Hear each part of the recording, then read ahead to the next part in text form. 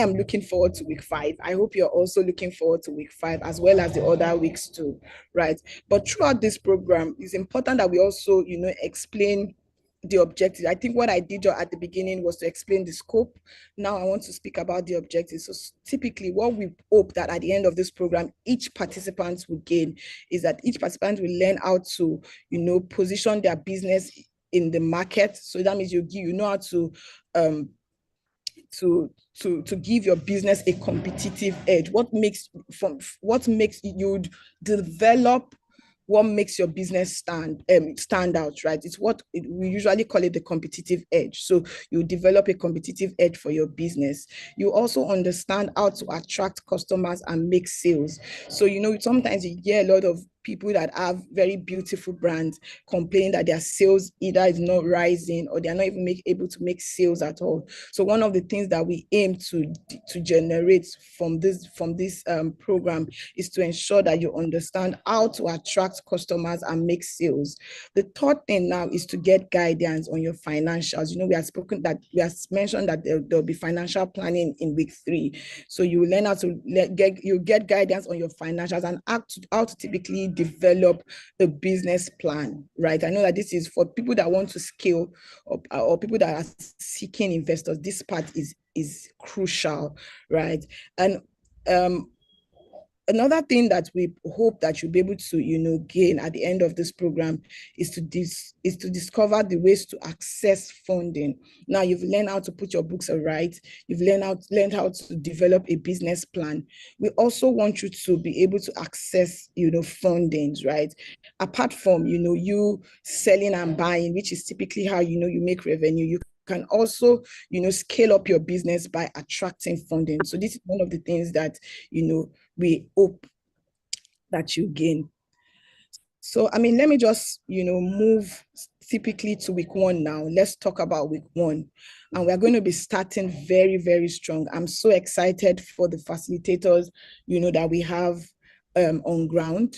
We're going to be starting strong. We have 2 facilitators, but my work here is to introduce our first, facilitator, who is no other person than Sister Iotu Gregory. Sister Iotu, sorry, I should call her pastor actually, because she's a pastor here at Harvesters Bagada, right? She's the directional leader for interactive groups, right? But beyond that, she also wears, so many caps, right? And I'm just going to briefly, read her profile so that she can immediately, start her session.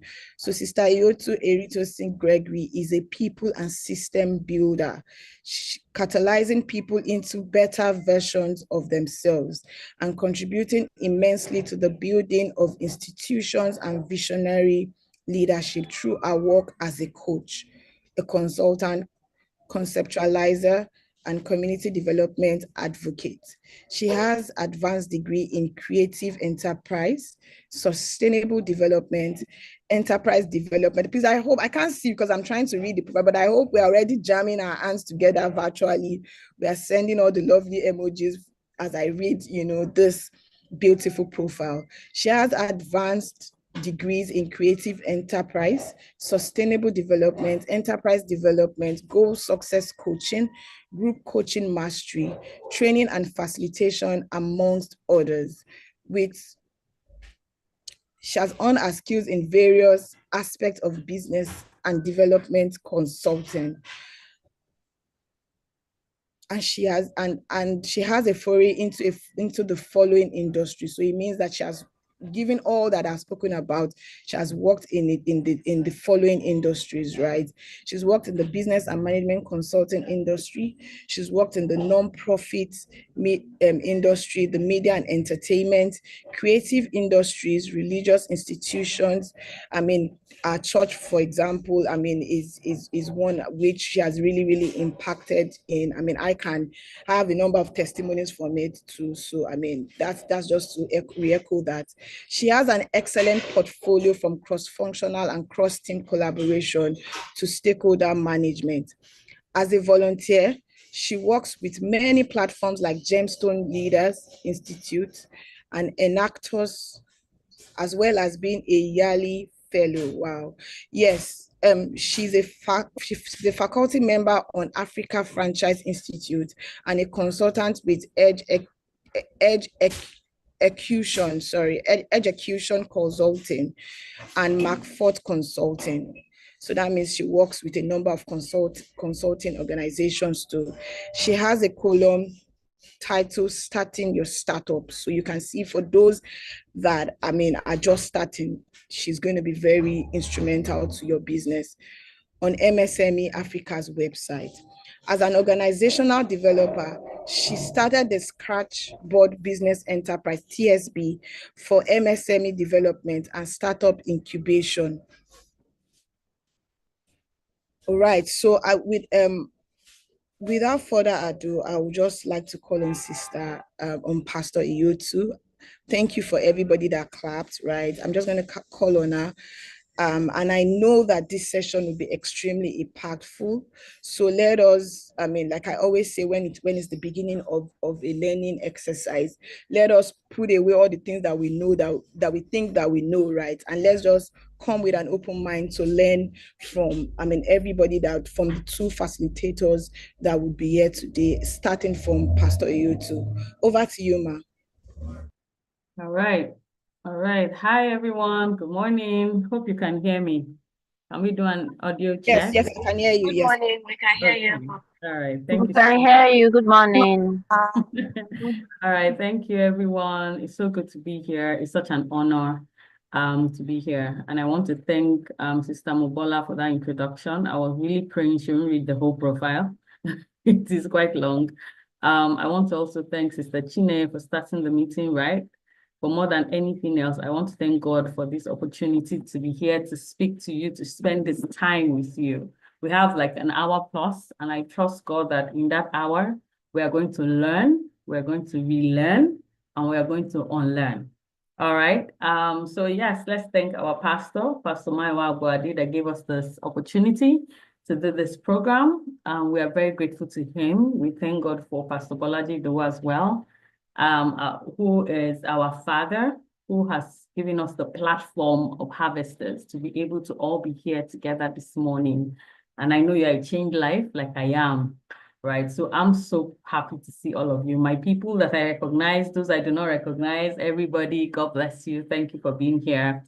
So before we get into it, before I share my slides, I just want you to put your name and the name of your business and what your business is about in the chat very quickly.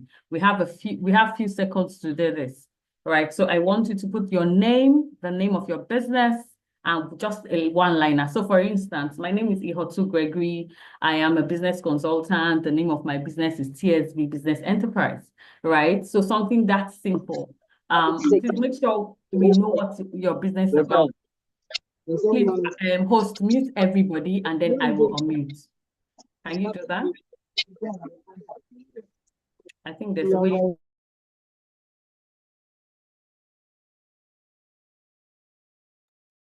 Thank you. Thank you for that. All right. So quickly, I'm not seeing that in the chat. If you don't have a business, that's fine. Just say I'm aspiring.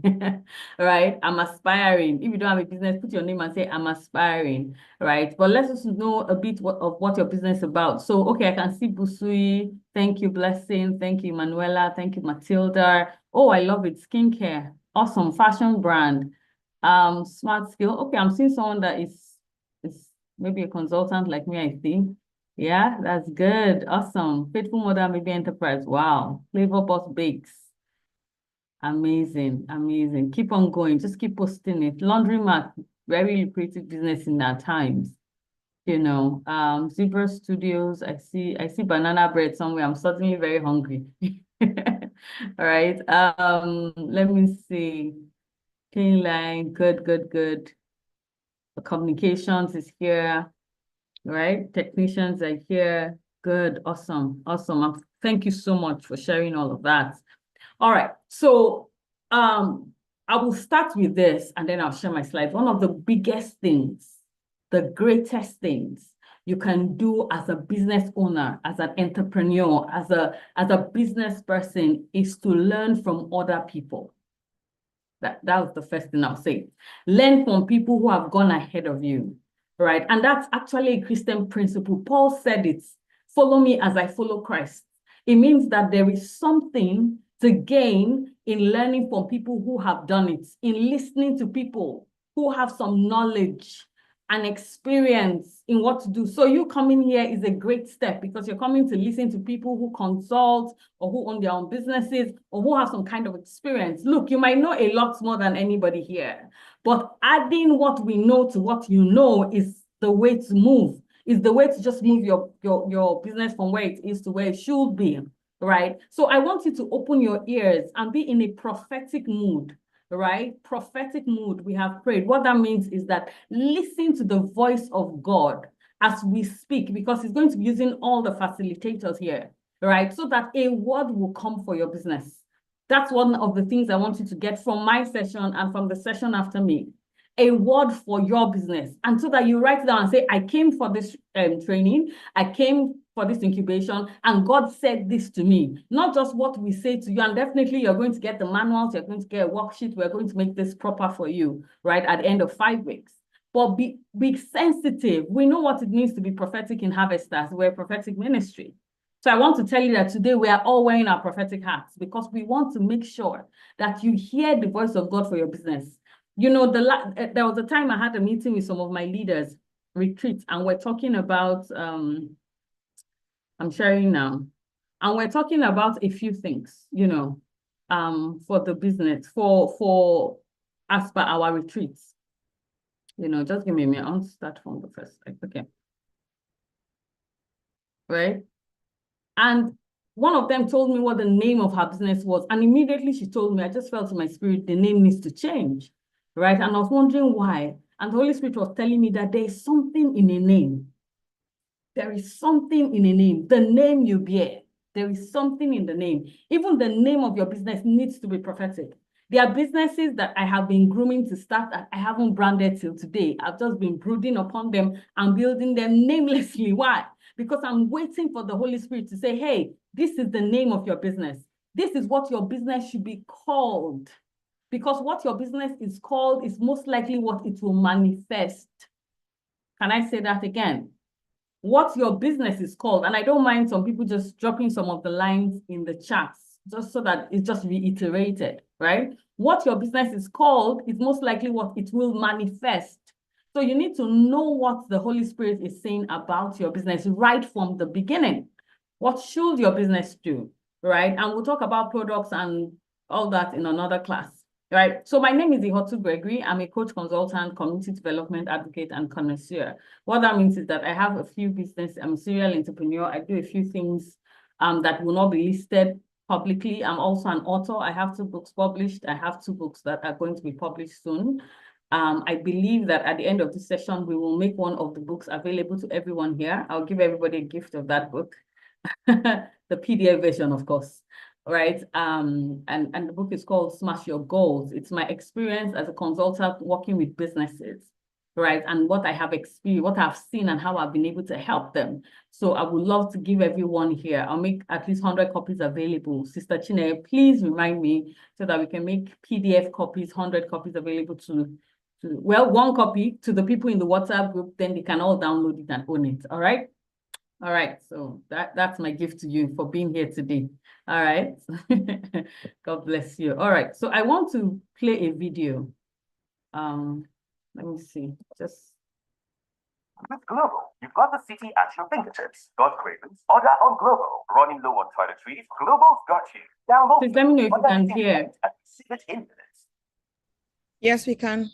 Many of us want to become entrepreneurs.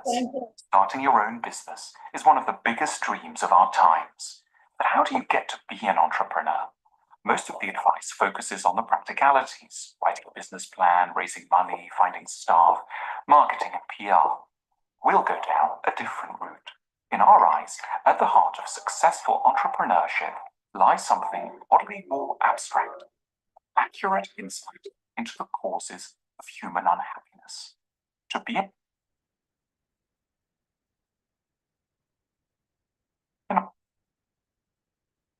entrepreneur means essentially to become an expert in the things that make life difficult for people. That's because every properly ambitious business is in some way trying to fix things for other people. And the bigger and more original what you're trying to fix happens to be, the more successful your business can be. Because consumer society is now well developed, it may be easy to think that all the big problems out there already have thousands of fixes anyway. Think of all those car companies or pizza outlets or news websites. We surely have enough of everything. What could we possibly add to what's already out there? But to get a sense of the vast opportunities that still remain in capitalism, all you need to do is ask yourself where and in what areas you're unhappy in the course of an average day. Every unhappiness is really a new business waiting to be born. Your frustrations are a nearly inexhaustible source of raw materials out of which the businesses of the future can be built. So while there may already be plenty of breakfast cereals and t-shirts and cell phones and cab rides for sale, there's so much more that frustrates and depresses us. Think of how difficult it is to get on with one's partner, educate children, cope with anxiety, discover what you want to do with your life, find a nice place to live, calm down in the evening. One could go on and on. Our griefs and irritations are endless, thankfully, for the budding entrepreneurs. The biggest first step to take towards entrepreneurship is therefore to learn to study your own unhappiness and what might possibly heal it for you and others. When profits decline in businesses, it's really the result of too many people throwing themselves at trying to fix the same area because they can't think of anything more innovative to do, rather than start a new airline, mobile phone company, or supermarket chain. And by contrast, healthy profits are a reward for understanding and mastering an area of human distress ahead of anyone else. Of course, ideas aren't enough on their own. You need to take care of realities and money. They won't help you if your original psychological insight into human unhappiness isn't sound. And by the same token, if your insight into what makes people unhappy is razor sharp, and your solutions bold, then however difficult the journey, your business will stand a high chance of making money and benefiting humanity too. Right. Okay, so can in the chat, can you just tell me what you heard from that video? In the chat, please, somebody, you can just put your, what you think you heard from that video. And if you can unmute quickly and speak, I would love to hear your perception or your understanding of what the video is about. Anyone quickly? Hi, good morning. Good morning. Just say your name and go ahead. Hi, good morning. Good morning. My name is Blessing. So from the video, I got to learn that ideas are not enough. First off, you need to identify the problems that are going on, what is making other people unhappy. And when you discover what is making other people unhappy, you create a bold solution, not just a normal solution, just a bold one. Thereby, you can actually make money because ideas are not just enough. You also need to make money from your idea. Thank you. Exactly. Thank you. So yes, the making money is very important, right? So yes, emotions are important. Do not take away the place of emotions. Thank you for saying that, Favor. Happiness is what people look for, what people pay for, is ease, is peace in their lives, is relief, is happiness, right? What can make your life easier? So the first thing is when you are coming up with your business idea, or those of you that have ideas, think about it, reiterate the idea and say, is my idea providing happiness for people? Is this solving their issues? Right? Or is it just me? Do I just like this idea, so I'm pursuing it? No. Remember that you must be paid for your idea. And the only reason why people will pay for your idea is because they find it useful. They find it desirable. They want it. I know we'll talk about identifying your customer in another class, but you need to think about it. I am creating an idea. I have this vision. Where are my customers? Where are the people that will pay for it? Are people willing to pay for it? Do I even need to be in Lagos? Are they in Lagos? Are they in Port Harcourt? Or are they in my village? Or where are they, the people that will pay for it? So you don't remain a struggling entrepreneur for long. So from their video, I want you to remember two things. Number one, remember that everybody wants to be happy, right? Everybody is looking for happiness. Is looking for relief, right? Is looking for the things that they will do that will help them. So your business should help people, all right? Sorry, I'm back here. Okay. All right, so the first thing we are going to be doing in this class is defining your business idea, the mission of your business, and the vision. So I want you to please write those three things down. After we do these three things, then the next thing we're going to be talking about are the your unique selling point. What makes your business unique from other businesses? And I'll ask Sachine, please make sure that when it's time for Q&A, just unmute and say, excuse me, it's time for question and answer, because I will get carried away, trust me. I'm doing the thing I love to do the most, talk, teach, right? So Sister Chine, please make sure that you stop me and tell me it's time for Q&A, or maybe 5 minutes to that time so I can wrap up, all right? Or send, in the chat or something. Okay. All right, so this training is designed to guide startup founders through the process of defining and refining their business idea. So a lot of you already have business ideas, which is great, congratulations. So all you will be doing is refining. Those that do not have business ideas or just have the ideas and have not started their businesses will be trying to define what it is for them at the same time. So my advice to you is that you get a book for this session, right? And write the name of your business on top of the book, or the name or the idea you have, or just leave it blank if you don't have any ideas, right? And then as we talk and explain different concepts and theories and case studies and all of that, try to write your analysis based on your idea, based on your business. So personalize the training for yourself so that you can then apply it. Because we will talk very generically, because you are all from different sectors and different things. I see a lot of people from fashion. I see a lot of people from skincare and things like that. I see a lot of consultants here. I see people from the cleaning business. I see cleaning. I see laundromat. I see so many things, right? I see food business as well, right? So just make sure that you are personalizing it. We want to help you develop a compelling vision statement, so that anybody that hears your vision statement is like, wonderful. So let me give you one of my business for my consulting company. My consulting company is called TSB Business Enterprise. And our vision is to have 20 global brands out of Africa by 2040, right? So by 2040, we should have somewhere in this Africa, businesses that will help become global brands that are seen everywhere. Right. And one of those businesses or two will be the things that I also run. That is our vision. And so that tells you that by 2040, we should be crafting or evolving into another vision, because we would have hit the goal of that one. I hope that makes sense. So first of all, your vision might not be forever and ever. It might be for a certain period of time, and that's okay as well. That's why I say we might unlearn or relearn some things that we've already heard before. And then, of course, we will craft a unique selling point. What makes you unique? What makes you different, right? So we are laying a foundation today, right? Some of you know a lot, but to just think about laying a foundation, like what Sister Mobola said. Just open your mind to see what you can learn again. And because of that, I hope that we are going to be able to group people into groups so that they can have smaller conversations in smaller groups, right? Okay. All right. So what is your business idea? What is your business idea? I want 2 people, just 2 people. The first 2 people that will unmute, put on their videos and tell us your business idea. Now, I'm not asking you to tell us your business name. Remember, your business idea is what you are doing. What is this idea that you have turned into some tangible material resource that people can engage and gain from? So who are my 2 top people that are going to do this for me this morning? I already hear a voice. Who is that? You need to, yes, put on your video, please, so we can see your face, please.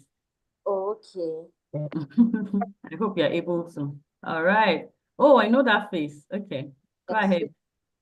So my name is Oluwafunmilayo. I run a food business. So the idea is for me to help people solve the hassle of cooking in the kitchen.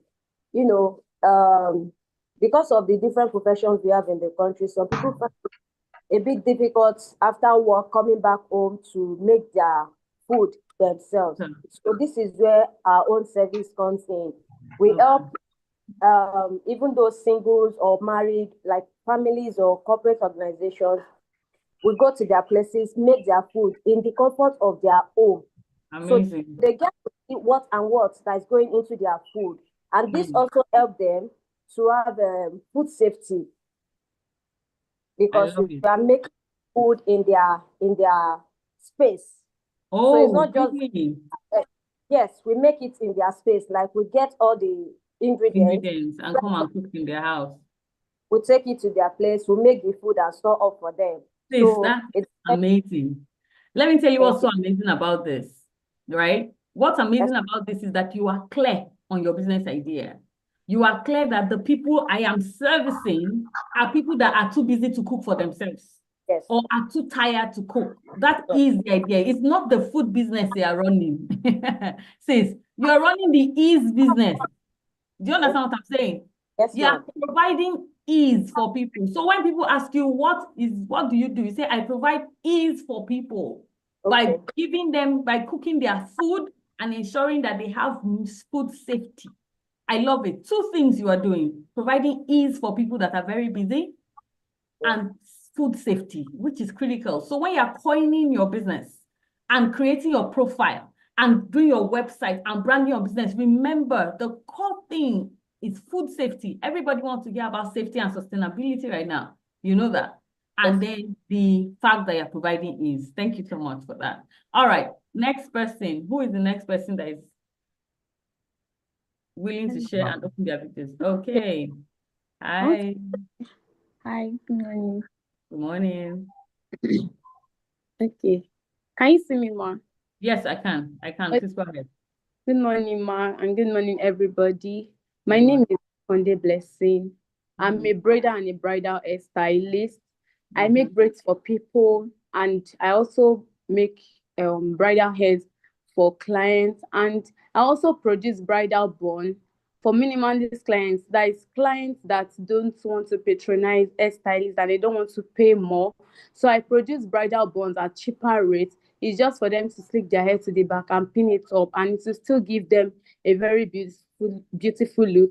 And I also provide home services for people that feel that, oh, I'm so stressed, I'm so tired, I can't come to the salon, and please, can you just come to my house? Even some people, while they're sleeping, we are braiding their hair, or we are in their hair while they are even sleeping or relaxing on their bed. So please come and braid my hair.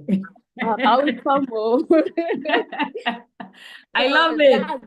I love it. Well done, sis. I love it. See, you people are making me happy in this class. Like, you people are amazing. The idea of ease is so critical, especially in Lagos. I'm sure both of you are in Lagos. That's why this will work for you.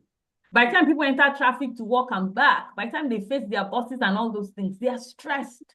But the idea is not that you are just braiding hair or doing bridals. Your business idea is that you are beautifying people in the comfort of their homes. Sis, do you get that? Yes. Again, remember the language of your business is important. So don't say, oh, I braid hair and I make bridal hair. No. What you are saying is that I'm beautifying people in the comfort of their home. Stress-free. You can be sleeping, and so your pictures can be people sleeping while you're making their hair, or people eating, or just having a good time, and you're doing their hair and you're beautifying them. So whether they be brides or just women that are busy, right? You're doing affordable luxury. That's your term, because you want to make sure that they can afford it, but they also have ease while they do it right in the comfort of their homes. Well done, sis. That's amazing. Okay, I said two, but I see a Benga or Modera's hand up. So I'm going to just quickly take it and then we'll move on. Okay? All right.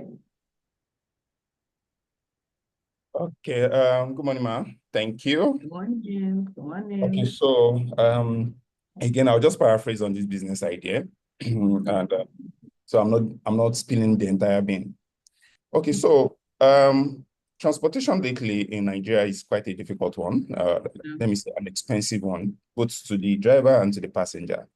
So in a means to be able to bring drivers and riders together, we are creating a logistics app that provides not so expensive transportation system for riders, where the drivers too can make money on the side and stay secure and safe, secure to the riders. And most importantly, you realize that a number of Lagosians, and I'm going to put it in context, if they are moving from perhaps the mainland to the highland for work, they'll probably have to start at Yanuwuru, they get to Obalende, then from Obalende, get to another bus stop, let's say in VI. Yeah, with the bus system. Go ahead, please.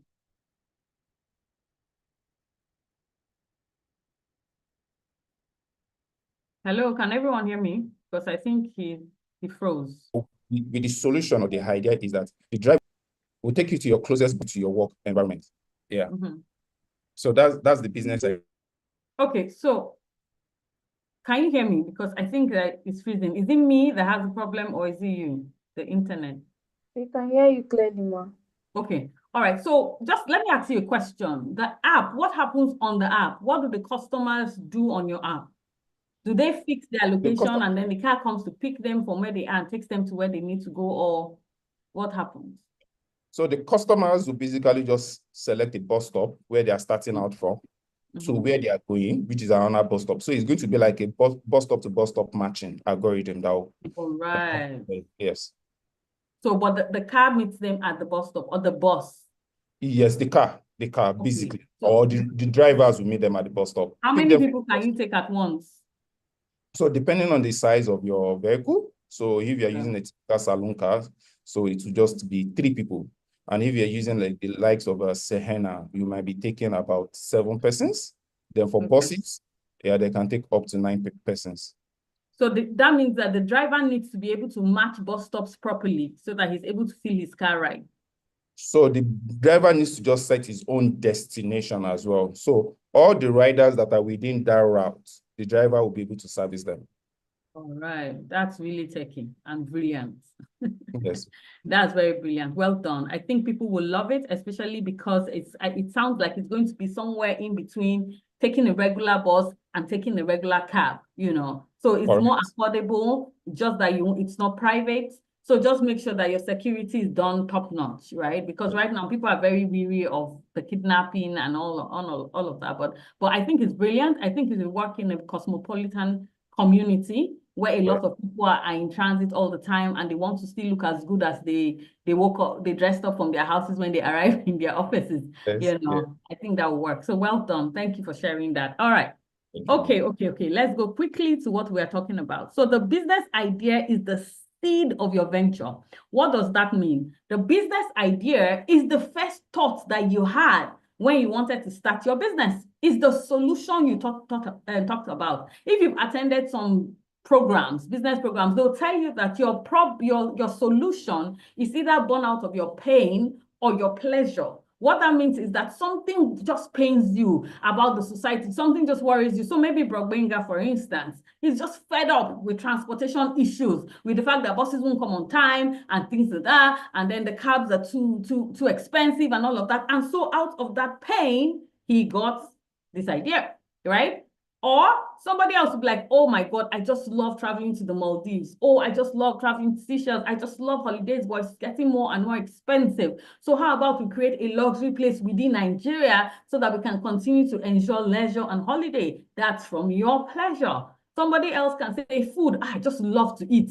Let me turn my love for food into a business. That is pleasure. Somebody will say, oh, I hate the way customer service people behave. They don't know how to do la, la, la, la, la. And then you become a consultant for customer experience. That is pain. I hope this makes sense.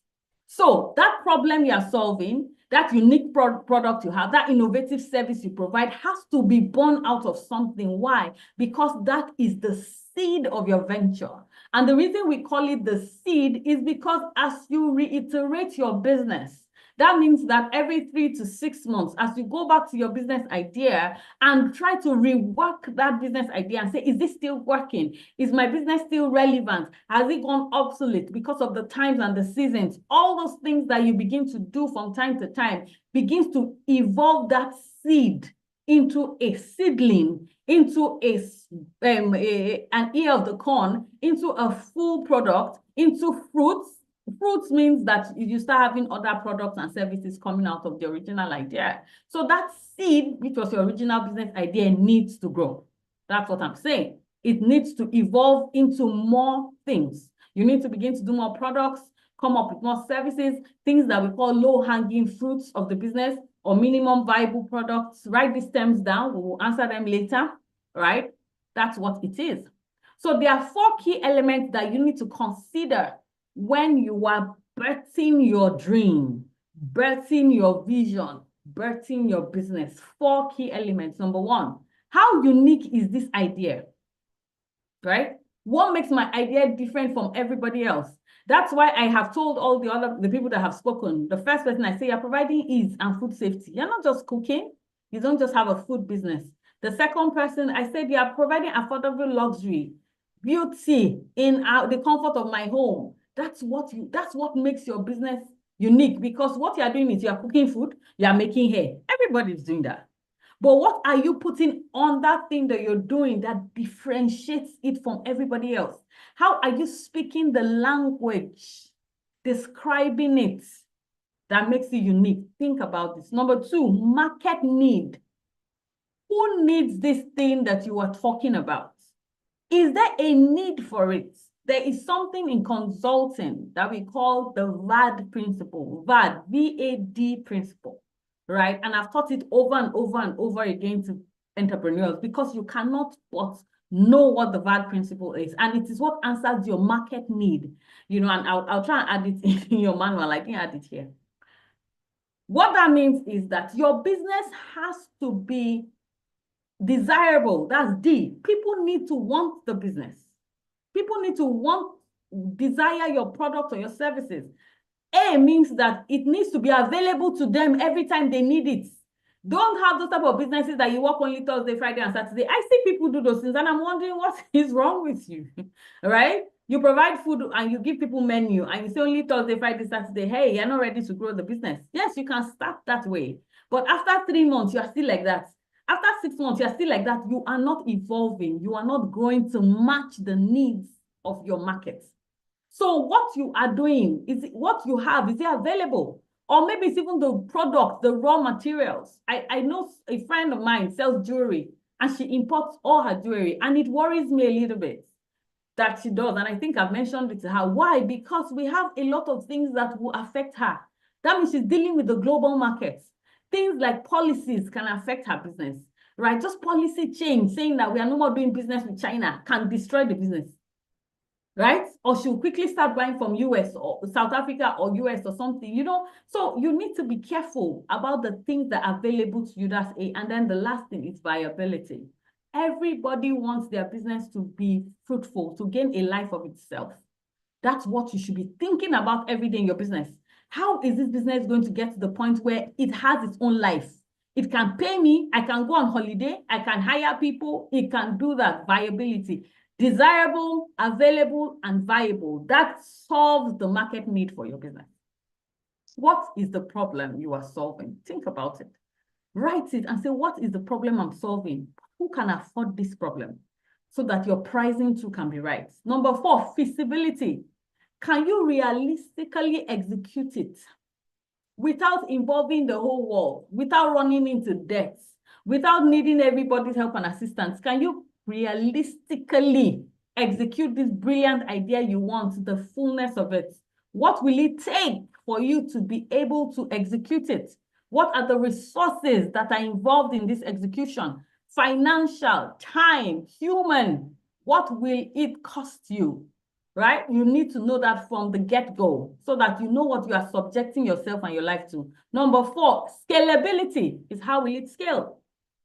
Scale is different from growth. Growth means that we have just added more staff, we have added more product. Scale means that we are getting more profitable. as we go, as we expand, we get more money. As we add more staff, we make more money. I hope you understand. So there are two different things, and your focus should be more on scalability than growth. How do I become more profitable, right? How do I grow over time profitably, right? So don't just tell us, oh, we have 3 new offices, but have you made more money? Or are you running with your own money, right? Okay. So a well-articulated business idea not only identifies a market need, but also highlights what makes your approach unique. Think of it as the foundation on which you will build everything else. So a lot of us are at foundation stage. We just started.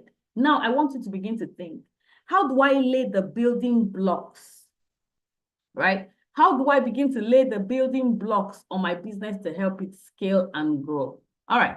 So let's quickly do an exercise. Wherever you are on your piece of paper, humor me and let's do this. It works all the time. Business people, you have to be creative people. You have to be innovative people. That's what is critical. Remember that. Because you have to constantly be adding to your business. You have to be changing things. You have to be updating things according to what is relevant to society, right? So take a piece of paper on the book you're using right now, or your phone, or whatever you do, right? And I want you to think of the problems in your life right now. So don't think of your business. I just want to help you do some creative thinking right now. So just think of the problems in your life right now. Any gaps that you've noticed in the market that you think that if it's done differently, right, you will have an easier, more peaceful, happier life. I want you to write down 3 ideas, just 3 things that you think can solve problems in your community, right? Just think it. You know, we say creativity thrives when you allow free thinking. So don't think about the money, think about the people. No, just think, what are these problems that I face every day, that I face in my life, that I think can be solved by this idea? I want us to quickly do that. I'm going to give you 30 seconds to do that. And then I want only 2 people, as always, to help me share what they wrote on their paper. So think of your problems. In Lagos, there are problems. So traffic. I think traffic is my biggest problem, but I hardly even enter traffic these days because most of the work I do is virtual, right? But traffic is there, power is there, right? Clean, the gutters are always full. Just what problems affect you? Is it crash? Is it, you know, education? Think about it, all right? I'm giving you 30 seconds.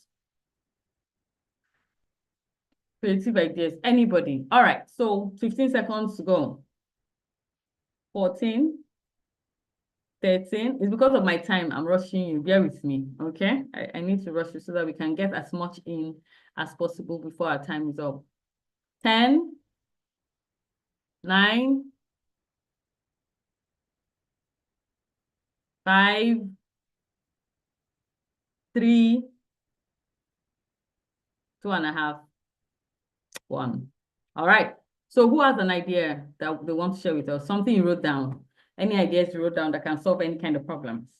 We are doing creative thinking. Go ahead, please. Video on, thank you, if you can. Okay.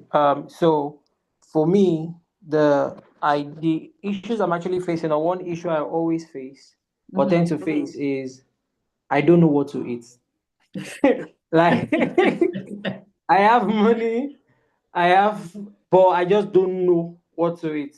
I'm limited. It's either rice, bread, Indomie. I don't know any other thing more than that, personally, because I don't really cook. So to buy food, I don't even know exactly what to buy. So that's a problem I face every day, having to scratch my head on what to eat. Then another generic problem, or just a normal problem, is being less productive while focusing on the relationship. Just tend to just draw in and be more loving, and by default, you're not just optimal. I don't know why. Or okay, I'm so not just do you have optimal. ideas? Do you have ideas of how to solve these 2 problems? The first one, no. The second one, I'm trying to make adjustments, but I would Okay, also can say anybody solve King's problems? King Daniel, does anybody have any idea of how we can solve his 2 problems? Anybody, just unmute, do your video and solve his problem now. Creative thinking, that's what we are doing. As an entrepreneur, you must constantly engage creative thinking. So let's do that. Who can do that for him? Yes, I can help you solve the first problem of you don't know what to eat. You can't figure it out. That's why I'm here.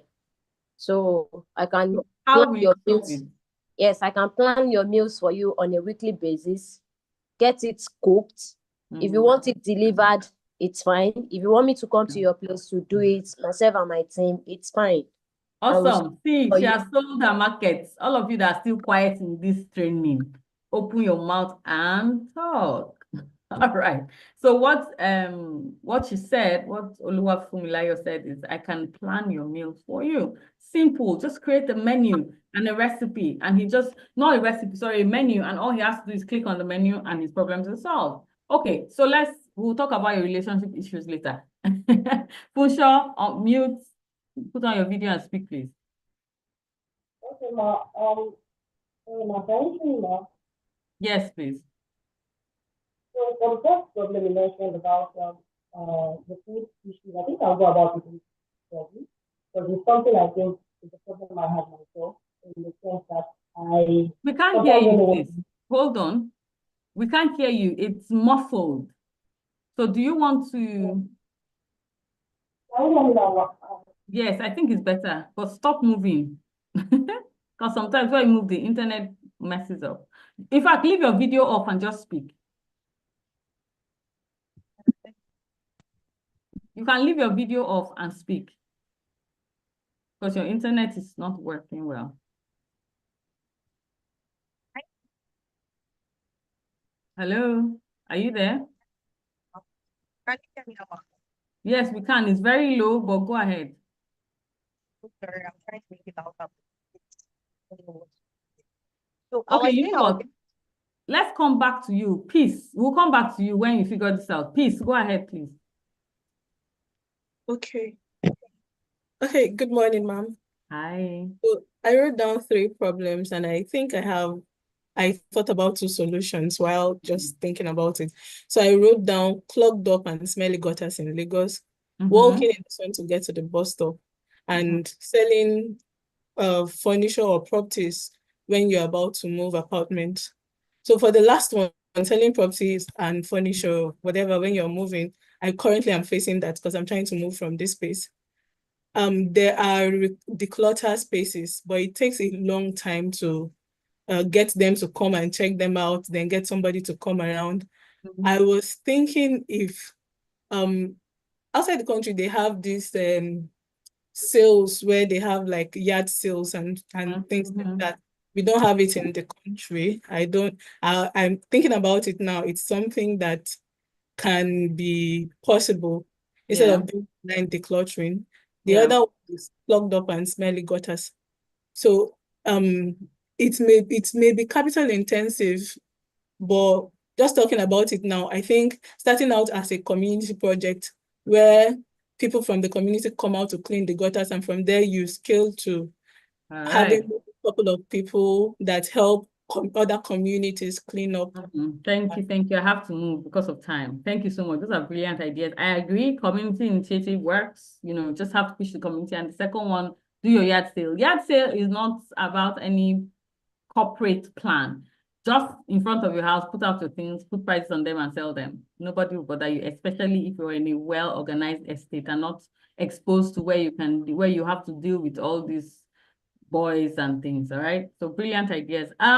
So people of God, I can't really take more than this because of time, but I will take Matilda. Please, Sister Blessing, you have to please allow Matilda. Put it in the chat. Just put your ideas in the chat. We'll look at it there. Thank you. All right, Matilda. Who is Matilda? Ifani? Yes, Matilda here. Good morning. Good morning, everyone.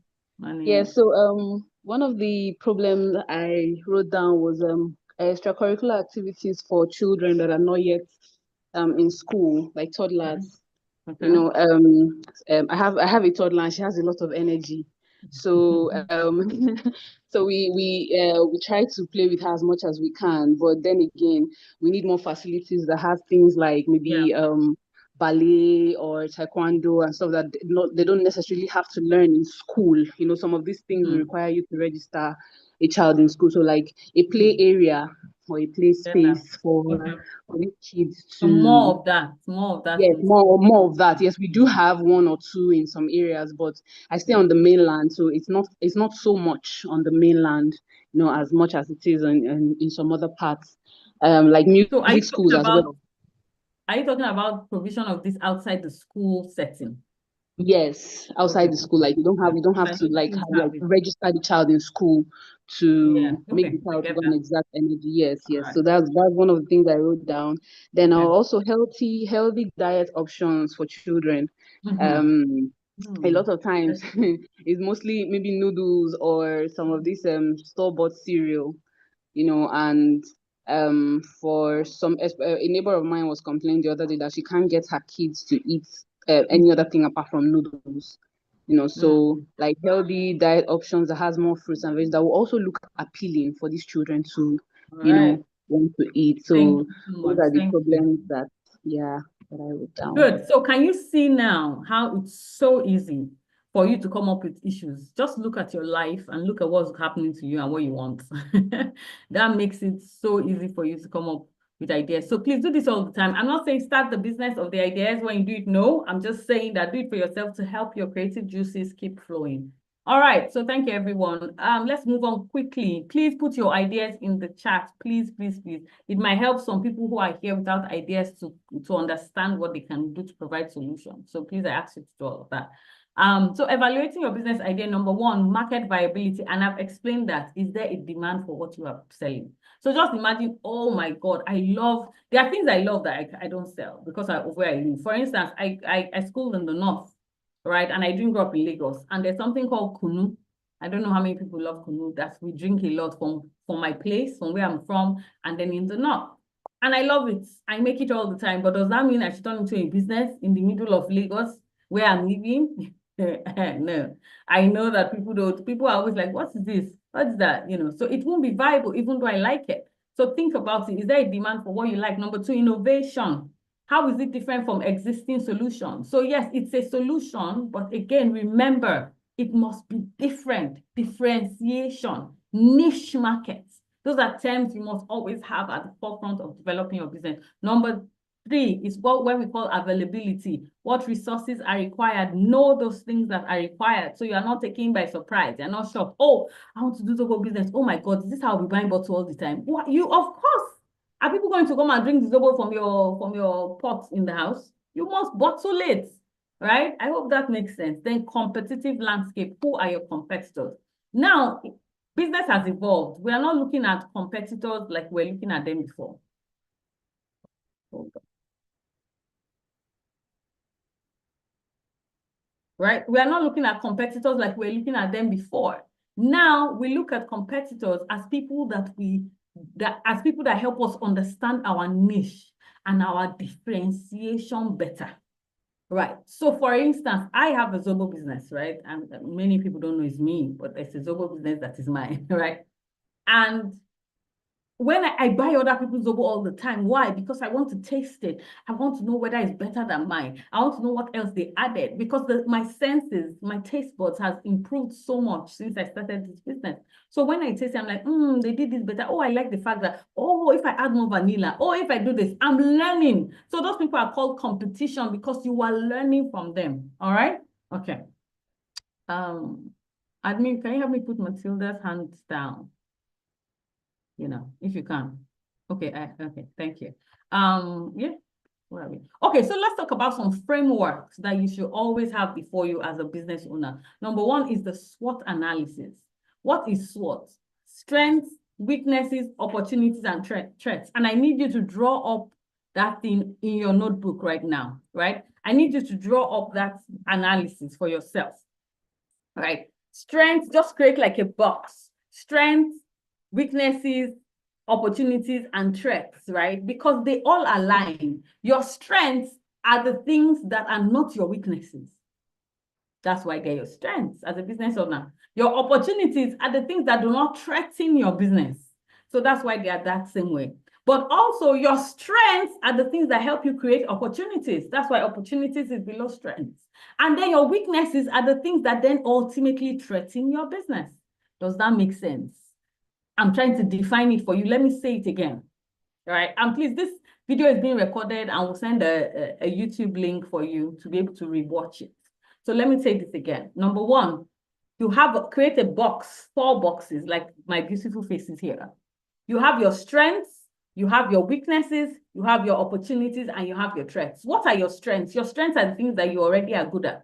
Your strengths are the things that already are available to you. For instance, maybe, you know, you already, if you have a consulting business, hey, maybe you have a business degree, or maybe you've consulted for up to 50,000 hours, like they say we should do, or something like that. So you have strengths. For instance, I'm a consultant and I have very good elocution, right? I'm a good orator. I have learned to speak. So that's a strength for me, right? Your weaknesses are things that you don't know how to do, right? So maybe, for instance, your research is bad. Maybe, for instance, your marketing is weak, or things like that. So you know what your weakness is. Usually when you're about to employ new staff, you usually employ people that are your weakness, so that your weakness is their strength, so that together you people can build things. So those are your weaknesses. Also, weakness can even be where you stay, you know. So weaknesses can be personal, they can be environmental, right? They can be mental, different things. We don't have time to go into the analysis of it. But that's what strengths and weaknesses are. Opportunities are the things that you have available to you and to your idea or your business that can help it scale. For everyone in the world right now, AI is an opportunity for you, for instance, right? So some people, where you live, if you live in a high-growth environment and you are a food person, it can be an opportunity for you because those kind of people will want that home service that Fumilayo is provided, right? Or that luxury health service. They can afford it. And they are looking for luxury and ease. So that's an opportunity for you. Threats too can also be environmental. Oh, you want to do affordable stuff but you live in a high-growth place. Oh, they don't buy affordable stuff because they feel it's not going to be high quality, right? So you need to understand what it is. What is threatening my business? What is threatening me as a person, right? Maybe it's academics, knowledge, whatever it is. Now, I was saying that strengths, weaknesses, opportunities, and threats exist in that kind of box because your strengths are the things that you have, your weaknesses are the things that you do not have. That makes it a weakness, right? So they are side by side for you to be it to be easy for you to align like that. Your opportunities are the things you have available to you to scale or to start, and your threats are the things that are stopping you from starting or from scaling. However, your strengths can be used to optimize your opportunities, right? Your strengths are the things that you put in your opportunities to make it work for you. Your weaknesses are the things that then amplify the threats that you have because they are weaknesses for you, right? So the box as it aligns work, right? You can use your strengths to eliminate your threats, right? You can use your opportunities to cover up for your weaknesses. So when you think about doing your SWOT analysis, and as I'm thinking about it now, Sister Chine, we might need to have like follow-up sessions between now and the next time we have another business program so that we can probably analyze these things better. I'm sure some people here will be happy to have it analyzed better, right? And then the lean canvas. Okay. All right, sorry, I was just checking the chat. I can see people answering me. Thank you so much for your comments. I'm seeing all of it. Okay, the lean canvas is a business model that outlines only your key aspects. As a startup business, you should start the lean canvas. Lean canvas just says these are the primary things I need now to start. Don't try to put everything in no. So you want to start a business that has 5 products. Start with 1 first, or start with 2 first, then build on it, right? So that you are not stressed. You have to start with what we call a lean business model. It can just be you, and then every time you need help, you outsource or you call for help. Instead of saying, oh, I'm starting, I need 5 staff. You might run into financial problems, okay? Let's move. Okay, this is my slide. All right, so let's move now. We've talked about your business idea. I hope that has been helpful. Let me know how helpful it has been for you in the chat. Please just post your chats there. Let's see that as we move on to vision and mission, and then we'll talk about USP, and then we're done. Somebody should please just let me know that I am still on time. Sister Chine, post how many more minutes I have in the chat. Okay, so what is your mission statement and what is your vision statement? Your mission statement explains why your business exists, what your business exists to do. It talks about the values that you have. Your mission statement talks about your purpose generally for the business. It talks about what drives you, your passion, right? So it's almost like your tasks your mandates, right, in this business. That's what the vision statement is. Your mission statement is, right? What you are going to do and how you are going to do it, right? 6 more minutes to go. Jehovah God, Lord Almighty. We 6 minutes. It is well. All right. Your vision statement, on the other hand, outlines the future you see, the future impact you want to make, right? That's what it is. It's like a long-term goal for your business. That's what your vision is. Vision is, what do you see? And I want you to write in your book, what do I see for my business? What do I see myself becoming? Oh, I have great plans for my business. Like I shared with you my vision, 20 global brands by 2040. That's the vision for my consulting business. I'm not even going to tell you the vision for my other business, like my Zobo business or my honey business or no, because what I have is amazing. And I hope that you are thinking of things amazing. Now, listen, your vision business is not what you are going to become. Your vision business is what you were set up to be. Let me say that again. Your vision business, your vision statement, or your vision, or the vision for your business is not what you are going to become. So don't say to be the #1 supplier of Kunu in the country. No. That is something that you are becoming. No. That is you. You are the one that will become your vision. Do you understand? So your vision statement instead can be top Kunu supplier by by a date, or just top Kunu supplier in Nigeria. That is what the vision is. You are the one that will use your mission statement to get there.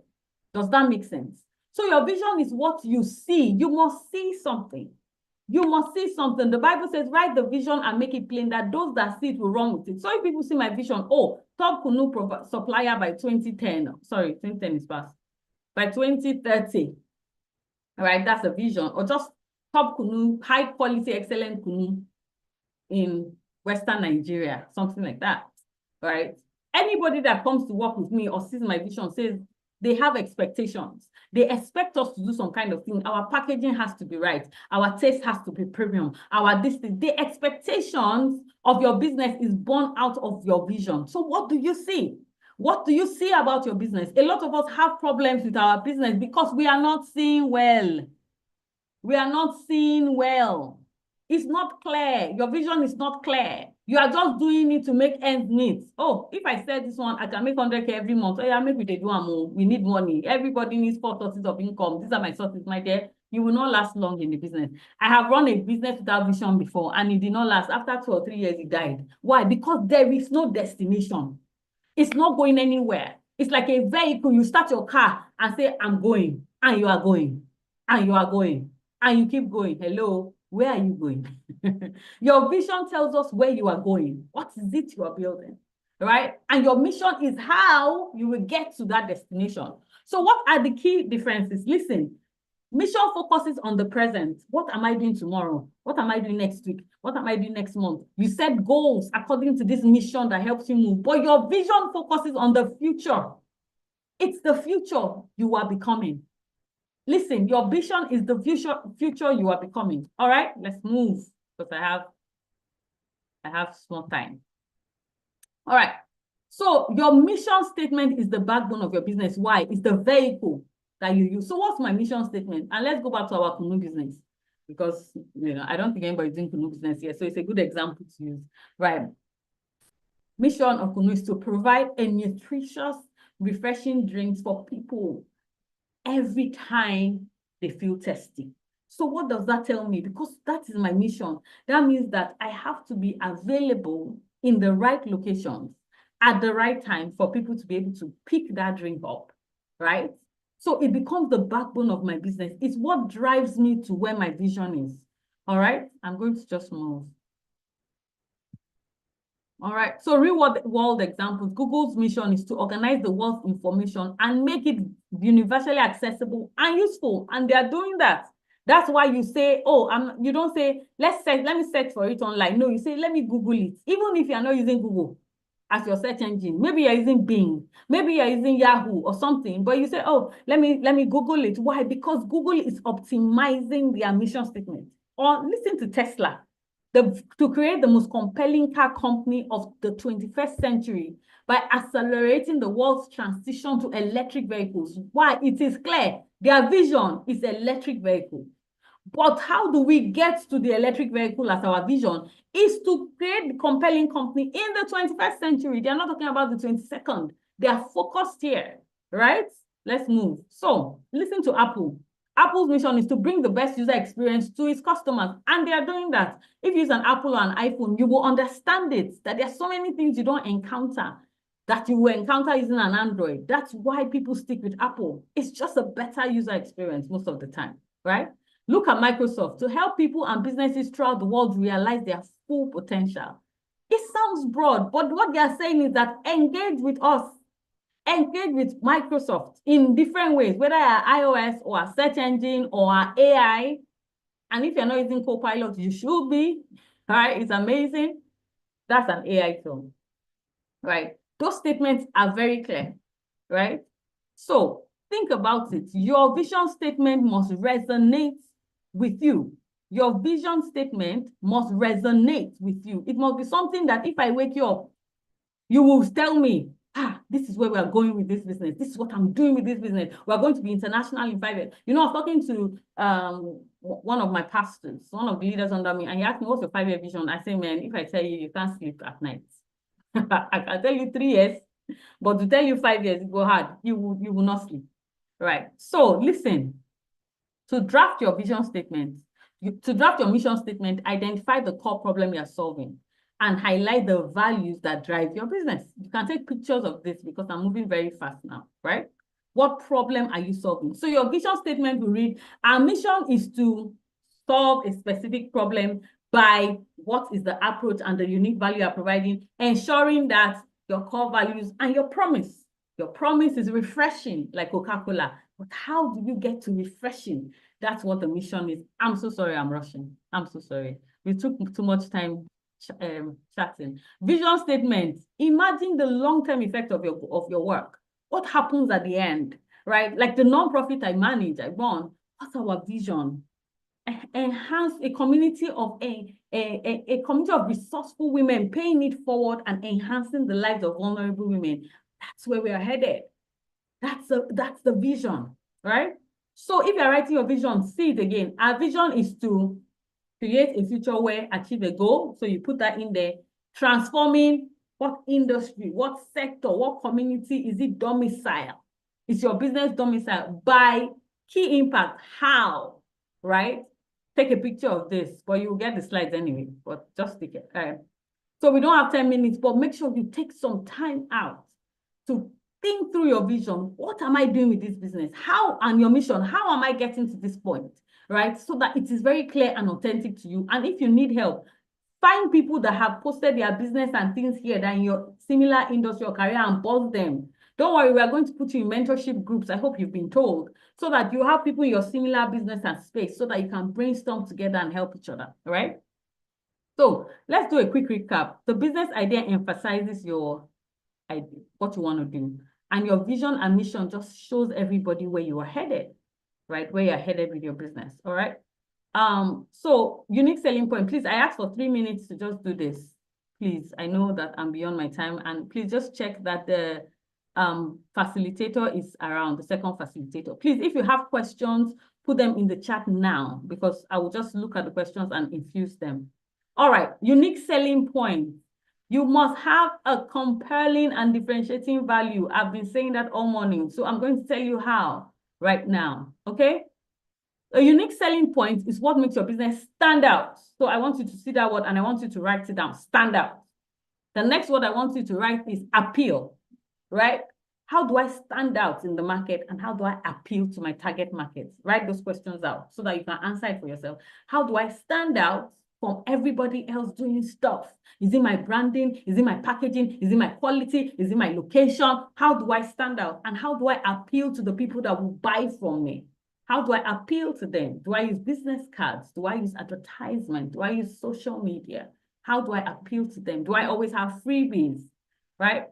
So the USP, your unique selling point, is the core reason why your target market or your audience will choose you over the competition, will choose you over the options. You become the sole option and they say, if you don't do it, we'll not do it.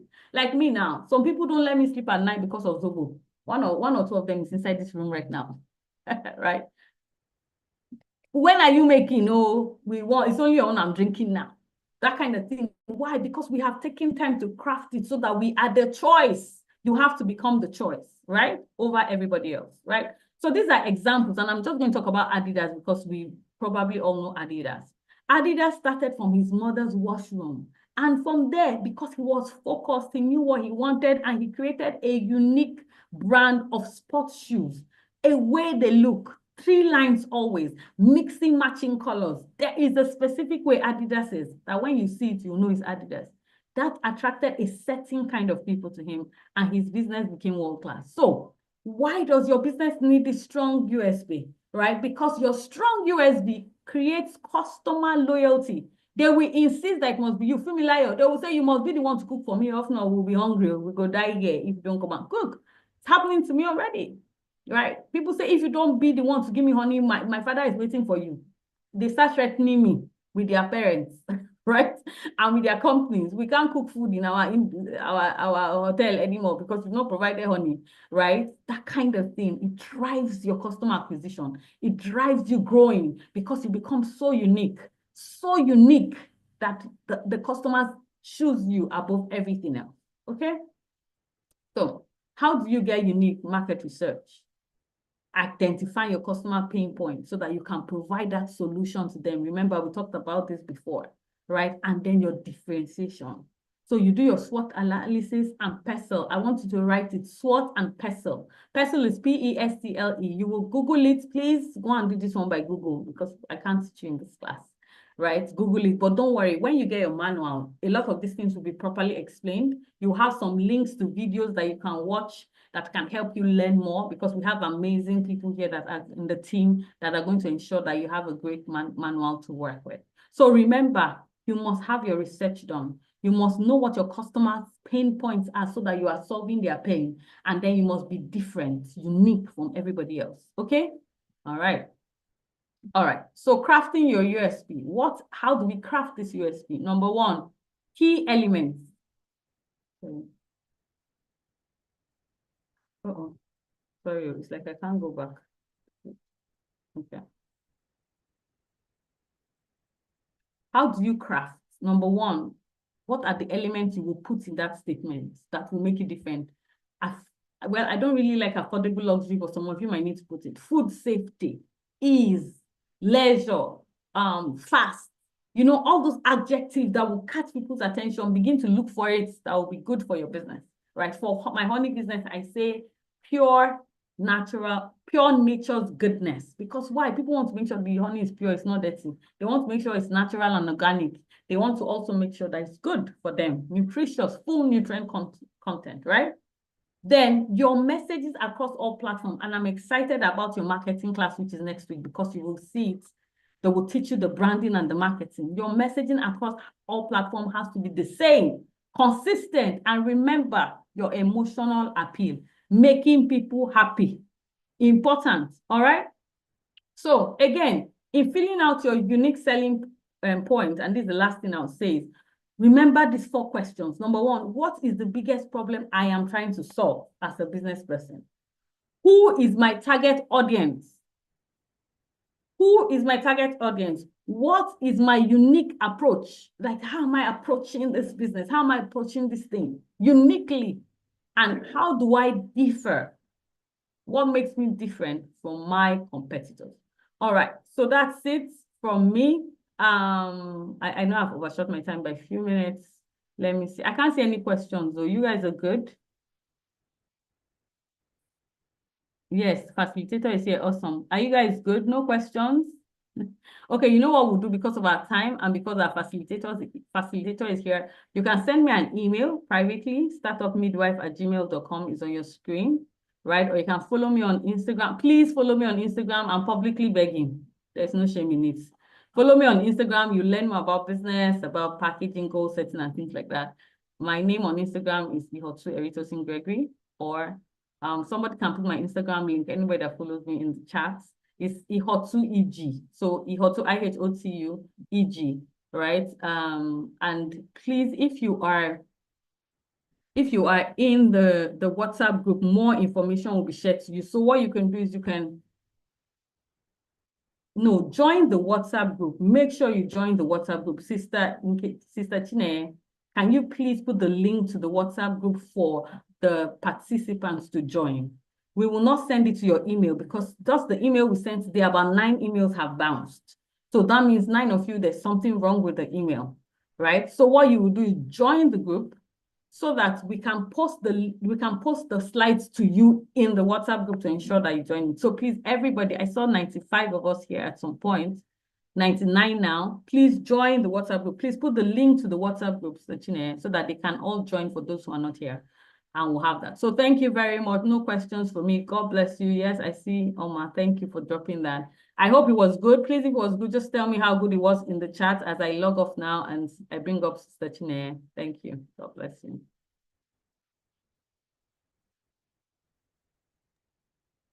Thank you so much, Mark, for that very wonderful and insightful session. So if anyone still has questions, you could ask your question in the chat and we would relate it to Pastor Ihotu. I will share the answers in the group. Thank you, everyone. So before we go to the second session, quick announcement. So there'll be an attendance form that will be shared towards the end of the class. So please let's endeavor to stay to the end and fill the attendance form. The attendance will help us to put you into your mentorship groups. We posted in a group that only those who attended this first class would be shared into mentors groups. So please let's fill the attendance. There was also a feedback form as well at the end of the class. I'll share the link to join the group again just right after the introduction of our second facilitator. All right, so we're going into our second session now. And so taking us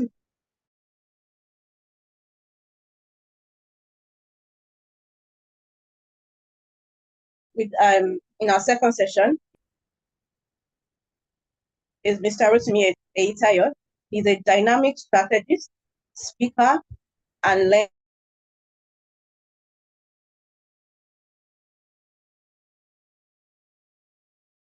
facilitator. He's passionate about inspiring individuals and organizations to maximize productivity and drive meaningful change. As the MD CEO of Team Masters Limited, he has spent nearly 2 decades designing impactful educational programs that serve students, teachers, and parents, while championing youth empowerment through initiatives like the Nigerian School Conference, Spelling Bee, and Student Enrichment Seminar. Renowned for his expertise in workforce activation, team development, and strategic planning, Rotimi has facilitated retreats and training sessions for institutions such as Zenith Bank, NLNG, GT Bank, and several state governments. His influence also extends to the UK, where he works with organizations like Cash Buyers Limited and YMV Services. His unique approach blends experience, research, and a deep understanding of peak performance in the marketplace. A proud ambassador of the Gemstone 2025 project, Rotimi continues to advocate for national transformation, education, leadership, and value-based development. His work reflects a strong commitment to equipping the next generation with tools for excellence and sustainable impact. So, ladies and gentlemen, with your virtual clap, please let's welcome Mr. Rotimi Eitayo as he takes us on structuring your business for growth, systems, processes, and HR functions. Thank you. Thank you very Welcome, much. Mr. Rotimi. Good afternoon. Can you hear my voice? Yes, sir. Amazing. Thank you. Thank you. And I was privileged to listen into your two session, and that was amazing. Thank you so much for that. And I'll just go straight to the point. I'd like to thank the organizers for putting this together and give me an opportunity to share with you on this journey of entrepreneurship. I'm going to be sharing my slides and take it up from there, right?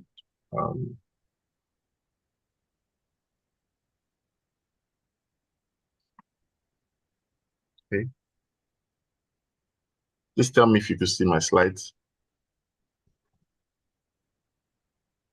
Yes, sir. Fantastic. All right. So without wasting much time, you know my name already, and the conversation of today is quite timed. This is a session that would naturally take a long time, 2 to 3 days, but we'll try to compress it as much as we can. I'd like to ask this quick question before I begin. How many letters are in the word business? Can anyone quickly tell me how many letters are in the word business?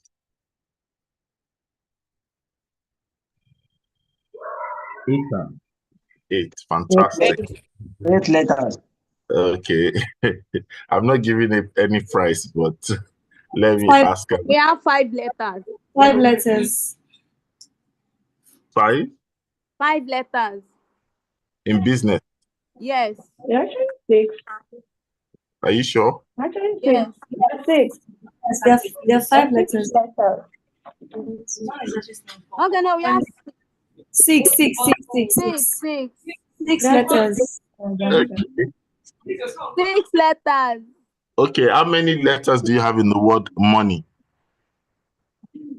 5 letters. We have 5 letters.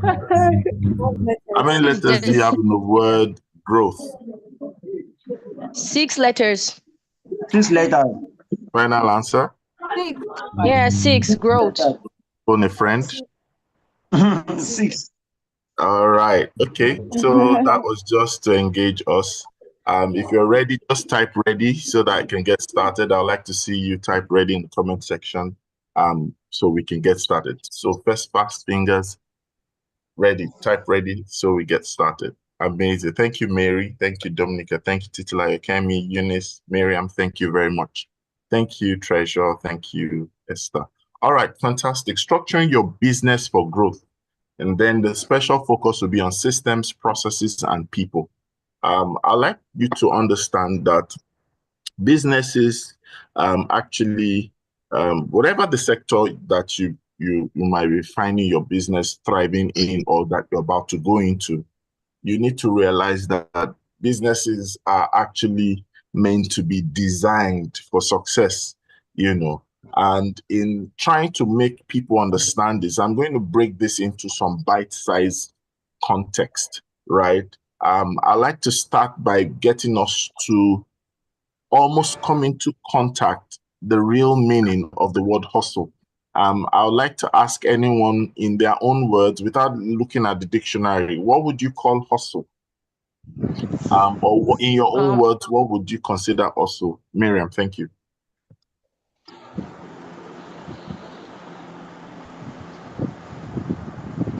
Miriam, do you want to say something? Or anyone? Can I speak? Yes, please. Phone shop, you can speak. So also is something I'll consider something you are up and about, something that you are trying to, it's just literally something that keeps you in motion, that you're working to make it work. Yeah, just up and about and making sure the thing works. That's what I'll consider it also. Fantastic. Thank you very much. Some people have typed in the comment section. Ifama says everyday effort. Faith says hustle is hardworking. Ayomide says an effort to make ends meet. Someone else says an effort to generate income. Hustle is your work that brings profit. That's what Busi says. Amazing. And there's a reason I'm starting this session with this context. Because there's going to be a point in time where you need to look at your business eyeball to eyeball, and you're going to make a decision. Every business, knowing or unknowingly, actually runs on a model. And the possibility of thriving, scaling, and growing will be dependent on the kind of model your business is running on. So if you don't mind, I'll just be asking you some questions and also be calling you to do certain things in this session. Please, can you type it out that every business rides or operates on a model? You can type it, every business operates and thrives on a model. I'd like you to put that in the comment section. And the idea behind it is so that we begin to understand the essence behind the conversation. And I decided to break it in an unconventional manner just to be able to make us understand that the businesses that we have today, most of them are actually on the hustle model. They are running on the hustle model. When you think about the hustle model, almost an average Nigerian entrepreneur would easily subscribe to seeing business in itself as hustle. But for the purpose of this immersion, for the purpose of this incubation, for the purpose of this academy, for the purpose of this session, we might need to look at things from a different perspective. There is a need for us to start by creating an exit to make sure that we depart from what we call the business model called the hustle model. The hustle model has its limitations, right? And what reinforces that is the statement that we have on your screen. It says, what got you here will not take you to where you're going to. Why am I saying so? Hustle has the capacity and the propensity to build momentum. And so if you look at the way we define hustle, we're talking about the grind, we're talking about the effort made into getting to generate income. So hustle in its anatomy does only one major thing. It builds momentum. And that's why sometimes you hear people use the word double your hustle. You hear some people use the slang, man, I'm hustling for my pay. But to hustle is just readily talking about business operations, business momentum. But when we begin to think about structure, structure is actually what builds legacy. Structure is what actually gives evidence of what you've been hustling at. And so if we were to think about it, everyone must sign up to understand that your business can only go so far on a hustle model. And when you think about it, whether it's in the service-based industry, product-based industry, manufacturing-based industry, whatever kind of industry, we have what we call the hustlepreneurs. There are a lot of hustlepreneurs out there, and they have built a lot of wonderful dreams that might be truncated or they might not get to achieve such dreams just because they are running on a business model that will not cause the business to thrive. And that's why when you think about it, it's a lot of exhaustion, it's a lot of energy, it's a lot of mind bandwidth that the business is demanding from you. And your reference point begins to shrink, the bigger the opportunities begin to come. So we must understand that hustle can only build momentum, but structure is what builds legacy, right? So question one, why is it that many businesses plateau or collapse after initial success? Can anyone give a guess? Can anyone give an answer to this? Why do you find out that many businesses tend to come to their peak or sometimes tend to collapse after their initial success? Yeah, good morning, everyone. Morning. My name is Bukola. Most of the time, why this happens, it has to do with structure. And most businesses underestimate the importance of structure in an organization. So having a proper structure will either build you, and if you don't have the proper structure, it can actually ruin the business. Fantastic. That's so profound. I love that answer. And the idea is listening to what Bukola said. Bukola mentioned that we need to now ask ourselves the question, and I need you to put it in the comment section. Are you a hustlepreneur?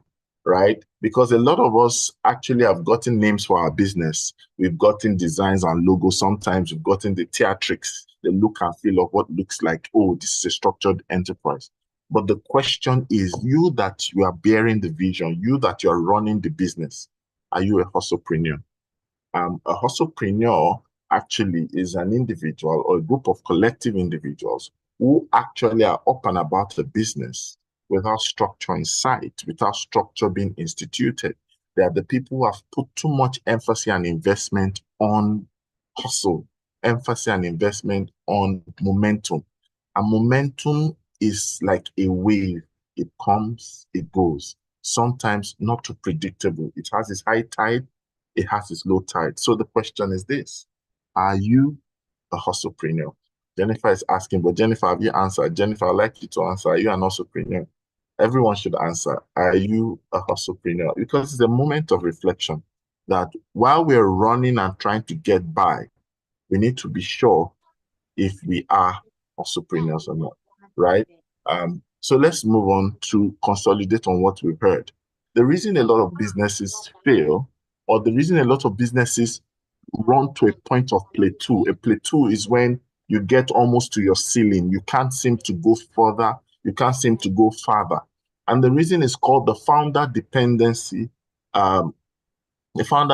dependency trap. Why do we say that? The reason is because a lot of times you find that if you're not careful, everything now is up to you. Just the way you are looking up to God, everything now is up to you. There's a lot of dependency on you. The opening of the business, the running of the business, the getting of clients, the getting of revenue, the getting of new market. It's like everything depends on you. Think about it. When you become the alpha and the omega of your business, then it means that you're getting into a founder dependency trap. When everybody's saying, where is the money? And we look at the business owner. When they say, where's the process? We look at the business owner. We're saying, how do we get people? We still look at the business owner. Before you know it, to sign a check or to buy pure water or to buy whatever, everybody will depend on the business. And a lot of times that might make you feel important and significant, but is actually a trap in disguise. And that soloist nature, that solo hero model is what kills most beautiful businesses. In fact, you find out that you cannot even begin to think of a new horizon. You can't think of scaling. You can't think of vast possibilities of what your business can respond to just because you are trapped in the business. Like some people will say, there's a book that I read so many years ago. It's called The E-Myth, right? For entrepreneurs, you need to take a decision. Are you going to work in your business or you want to work on your business?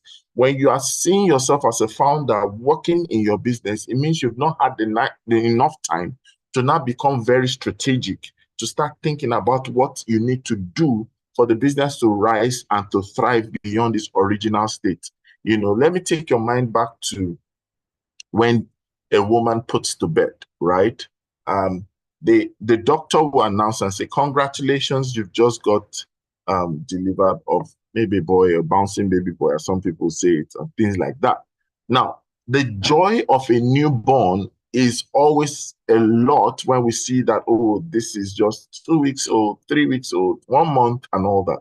But if a child of 7 years is still crawling, is not talking, do you think, I want to ask this question, do you think that joy is still going to be in the heart of the parents, like when they had that news 2 hours after delivery, told the man or they told the family? What do you think? What do you think? No, absolutely no. So it's the same thing.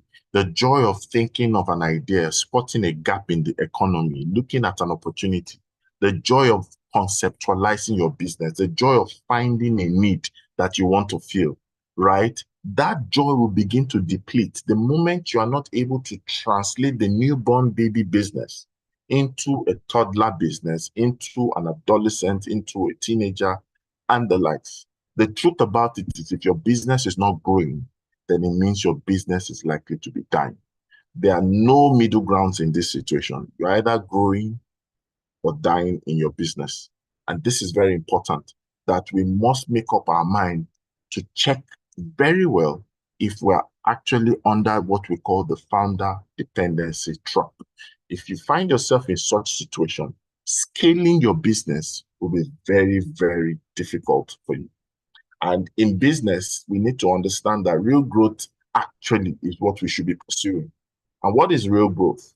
Real growth signifies a sustainable increase in your key economic units. For example, like your revenue. Your revenue is what comes into the business.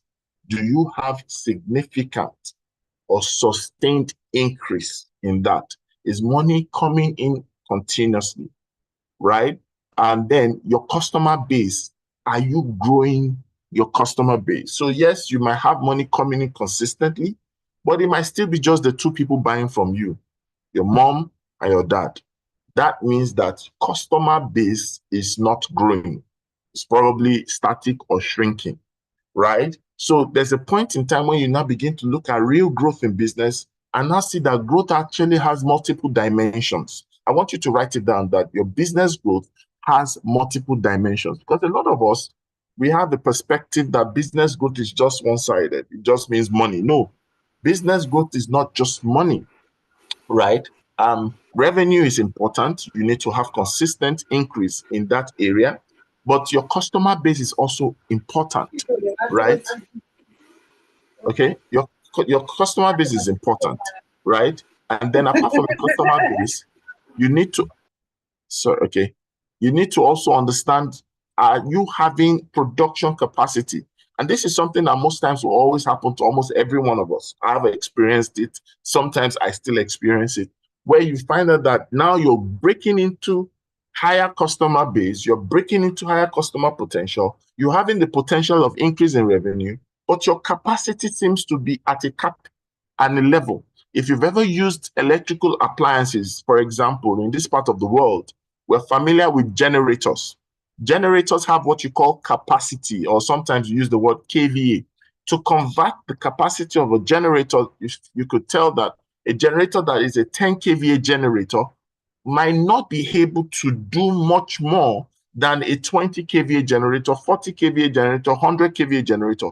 Even though they provide electricity, the capacity of load is limited. And our growth also is not just ability to have solved the issue of will money come. It's not just to solve the issue of how many clients we have access to. It's not to be able to explore commercial opportunities only, but it's also to be able to look at production capacity. And that's very frustrating as a business, right? As a business, if you do not have production capacity, very soon it will affect your market size. Very soon it will affect your customer base. Very soon, eventually, it will affect your revenue. And so you need to understand that growth is something that you must treat as a must. And I want you to put that down. Growth is a must. Growth is a must. Growth is a must. In fact, one of the things that people need to understand is, as we look at physical activity, and people tell us that, for you to be fit, you need to exercise. There's also a growth exercise. One of the most important parts that we must understand in the growth exercise is that when you pursue growth, you must look at it from capacity. The context and the concept of capacity must grow. That's why a lot of times you find out in Fortune 500 companies, they make sure that the CEO's office, for C-suite executives, they don't create offices that look like they are boxed into a wall. It's either it's see-through all through glass, or it's an office that is facing the sky or the skyline. So the reason is because they don't want them to be constricted. In a way, they want to make sure that the mind and the capacity of such CEO, of such COO, of such CFO is not restricted. You see, most of the people at the floor, at the operating level, they're the ground floor. They're not necessarily seeing outside. They're not being stimulated, and that's the same thing. You must learn to pursue, because it's also part of structure, that you must see that your business is growing. I hope you're understanding so far. If you have any questions, please let me know. If you understand what I'm saying, please just tell me yes or give me a thumbs up. Thumbs up if you understand. Fantastic. Thank you. So moving on, right? I'd like us to, maybe I'll call someone to read this to me, right? Elizabeth Bankole, if you don't mind, you can unmute yourself. I'd like you to read this to us, but read it consciously. Don't read it too quickly, right? If Elizabeth is there, or maybe Ayomide, yes. Good morning. Good morning, sir. Good morning, everyone. Can you hear me? Can you hear me? Yes. Oh, okay. I think Mr. Rotimi is muted because I can't see any movement or hear him. So I don't know if I should go ahead and read still. Yeah, I can hear you. You can go on. I Okay. think the network is from him. Sorry, hold on. Just hold on a bit. Hold on a Okay. bit. Let's come back. Okay.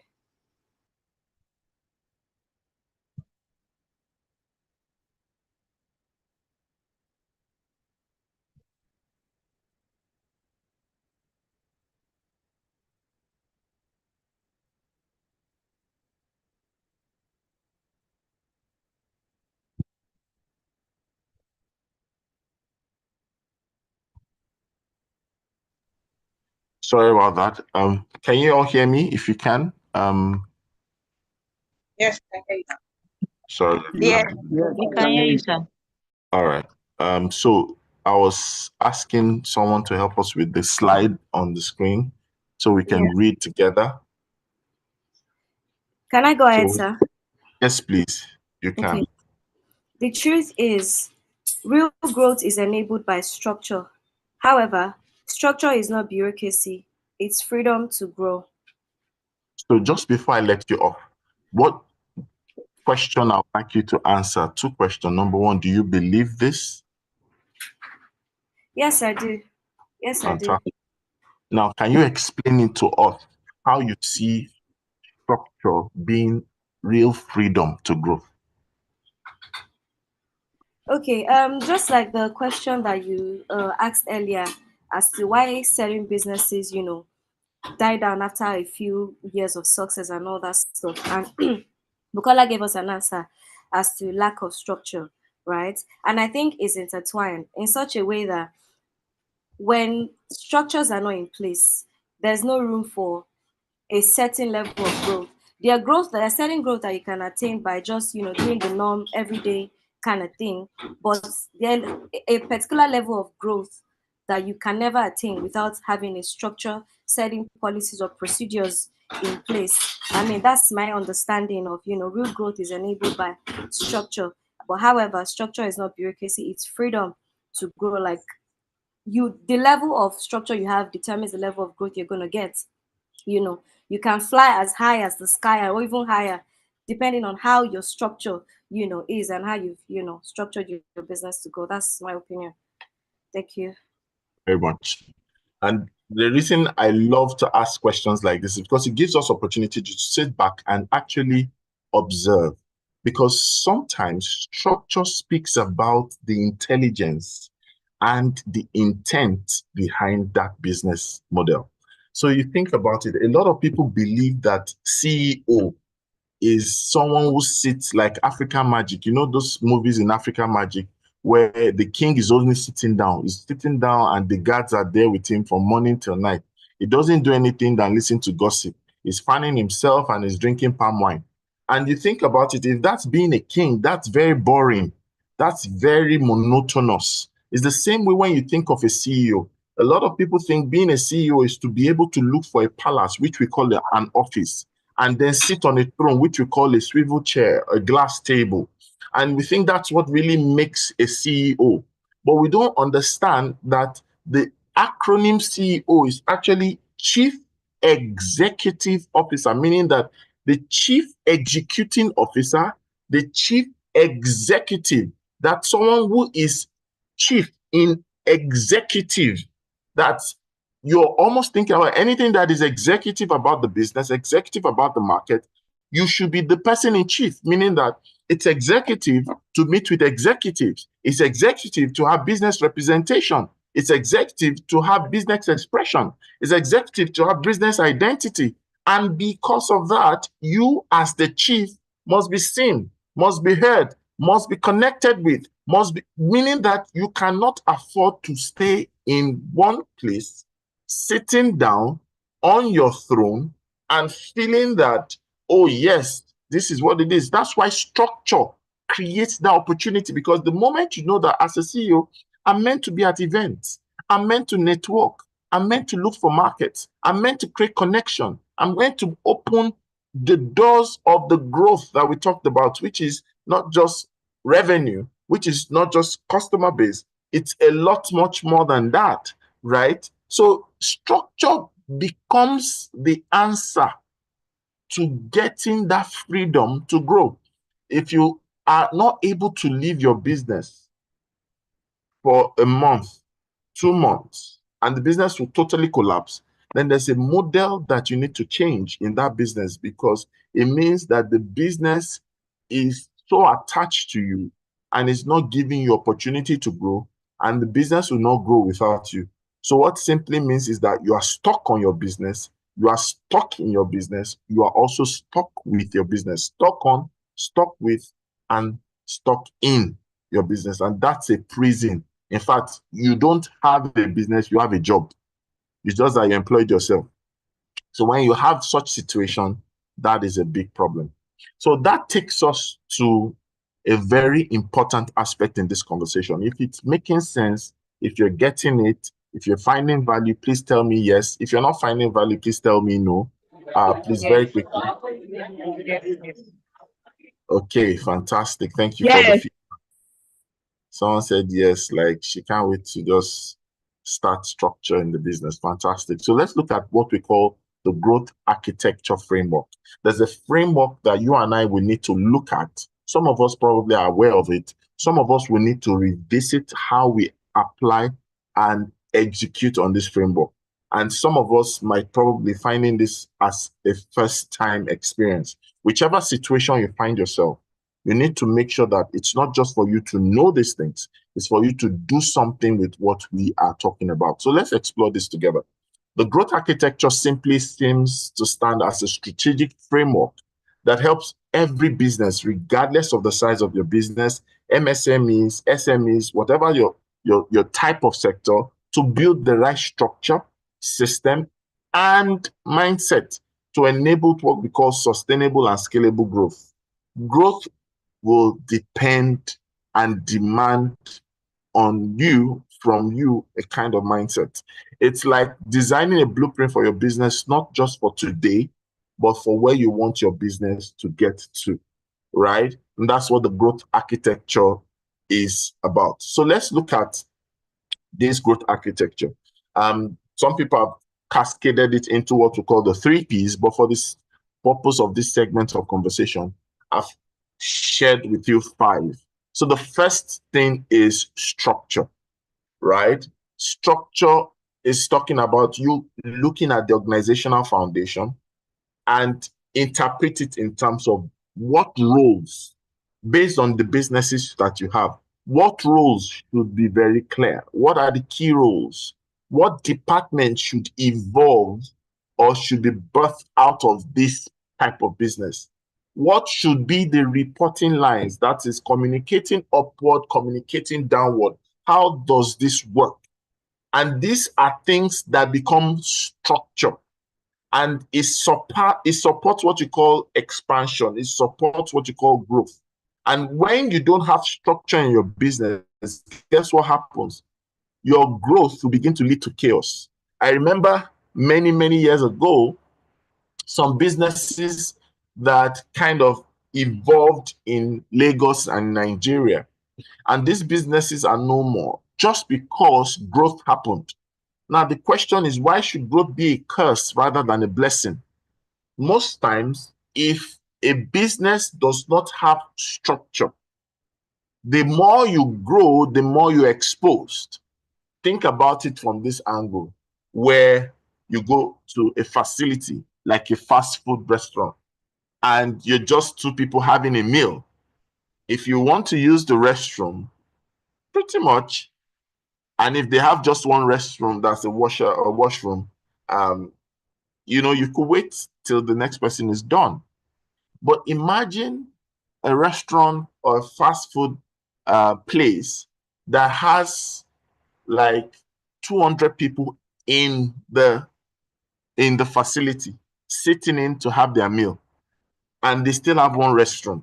Can anyone tell me what is going to likely happen? Anyone? It's going to be a disaster, sir. It's going to be a Absolutely. disaster. Chaos. So, chaos, exactly. The growth in the customer base is creating chaos because some of their service structure has been outstretched. It's the same way you have one person at a cash point that is serving food, taking orders, and handling payments, and you have 50 people waiting. No matter how good the food is, no matter how good and beautiful the venue, the ambience, and everything, the aesthetics, very soon they will be having bad testimonials. They'll be having bad feedback just because the queue is now eroding the service quality that they have. And that's what normally happens to us. That somebody's excited that you're able to handle and deliver a particular brief, but the moment they begin to give you more brief, which should be more like a reward for the previous work, lack of structure, sometimes lack of capacity now brings chaos, which leads us to the second thing. In the structure of your architecture for growth, there must be systems in place. And when we normally hear systems, even I myself, yes, being privileged to be part of designing systems of different organizations, but early days of systems, when you hear it looks so sophisticated, it looks like big grammar. But systems are not necessarily meant to look like something you have to go to Harvard for. Systems are simple, very, very simple, right? When you think about systems, look at it from something simple. In fact, the simpler a system, the more functional and rewarding it will be. The more complex a system, the less functional and rewarding it will be. So some of us have tried to over-sophisticate systems. No. When you go for a visit, or if you go on YouTube and check production companies, check production factories, check China, check India, check all these organizations that put different things together to make a whole. The system is simple.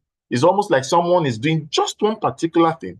Another person is doing just one particular thing, but they're doing it repeatedly. So system means for that business that you run, whether it's a food business, whether it's a leather business, whether it's a service-based business, whether it's a consulting business, whether it's training, whether it's makeup, whatever it is, look for how to develop something that is repeatable.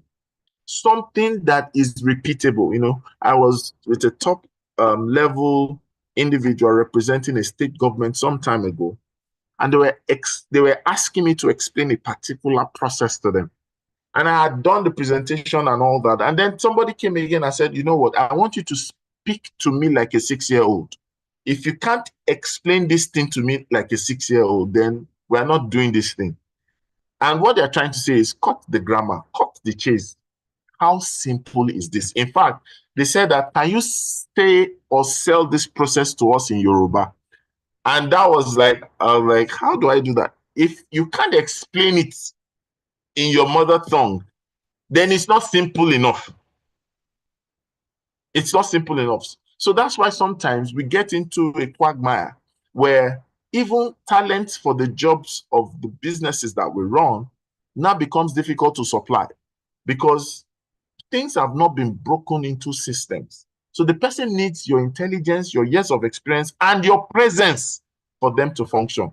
And trust me, I've been in such situations, and it's not a palatable thing. So develop repeatable processes and workflow that allows this business to run efficiently. And this will now begin to make your business work regardless of who is around.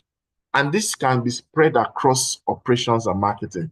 Can I give an example? I want to ask a question. Can I give another example? So I know that we are following. Are we together?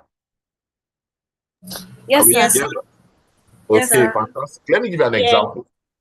So as a consulting business, that one of the businesses I run is a consulting firm. And as a consultant, in the time of development and training, we're very particular about uniqueness. Just like the last speaker told you, you must stand out and all that. But we took uniqueness to a level where it mixed with our ego and it became our brand, although it also created a blind spot. So what happens was, if you wanted to pursue a training, you want at every slight of opportunity to introduce a training to a client or a would-be client or a new market or a prospect, we are always creating new proposals. And new proposals means that you have to curate it, design it, and it has to be fit for purpose and it has to look like your brand. And that equally means that nobody else most likely might be able to do that apart from the founding member or the founder or the founding team. So one of those days, I encountered a top person in the country, and lady was talking to me and said, I want to help you get a particular consulting gig. Give me your proposal. And I said, oh, I have to develop it. And she said, I don't understand. You have to develop your proposal. I said, yes, now that we have to, make it bespoke and all those things. She said, no. You are not prepared and ready for opportunities. There are proposals. You've been doing these things for years. You are great at this thing. You should have some signature proposals, just like you have your complimentary card that is standard, that speaks generally to things. You cannot step down in your presentation or pitch for specificity, right? And it dawned on me that, oh my goodness, what if we had some standard training proposals that could be printed down or could be printed at will, at request, without necessarily going into the drawing board and start conjuring creativity and start trying to create mumbo jumbo and make it look so nice, and then start thinking of who will design it with the best of, thank God there's AI now, with the best of presentation frills and all that. Imagine the time that would have happened. What if the opportunity that we had was just a 10-minute window? We probably will not meet up with such opportunity. That is why systems are important. I hope this is clear. I hope this is clear to us. So when you think about it, you need to ask yourself, in your business growth architecture, is there structure? Are there systems in place? Then you have to ask yourself, the strategy. There must be a long-term clear roadmap that aligns all your efforts. When we talk about your effort, we're talking about people, process, and product together. So there must be that sync, or what you will call synchronization. Then, of course, the growth architecture talks about people, how you hire, how you train, what's your onboarding like, to the simplest of ways, right? And then the culture, which is establishing the way of work or speaking about your world of work. What is innovation? How do you get accountable? How do you drive your performance? This is what we mean by having what you call growth architecture. Is that clear? If it's clear, give me yes or thumbs up. Very quickly, if it's clear, give me yes or thumbs up. Yes, sir. Fantastic. All right, thank you so much. So let's move on. Now, businesses don't fail because they lack ideas. They fail because they are not built to grow. Question again, is your business built to grow? Is your business built to grow? I'm waiting. Are you looking at your business as a business that is built to grow? A lot of businesses are built to open, they are built to run, they are built for show, but they are not built to grow. So when you look at the emphasis and where you put your investment, when you look at the reality of where you put your development, whether it's personal development or professional development, you will now realize, am I actually building this business for growth? Is my business actually being built just for show? The emphasis of being on the gram, social media, we are there, TikTok, we are there, Instagram, we are there, LinkedIn, we are there. The headache of showing up, which is part of running a business. But is it really based on growth? The truth about it, I like what Abdul said, sustainability of business is really poor. We don't build to grow mostly until later. Yes, a lot of people just build to run, build to show, build to open shop, but they don't build to grow. And a lot of times it will take being intentional, it will take structure and systems to make this happen, right? Growth architecture is the internal capacity for that business, right? And can match and support your external opportunities that you want to pursue. So I have a very quick activity I want us to do. I will ask you this question and I want you to also list it out. At least try as much as possible to list out five external opportunities that you want to pursue. It might be in 2025, but it might just be in the shortest term, say in the next 2 to 3 years. What external opportunities do you want to pursue, right? Explain it, type it out, don't necessarily explain. Or if you would like to share, raise your hand, I'll call you to share. What are the external opportunities that you want to pursue? I'm waiting.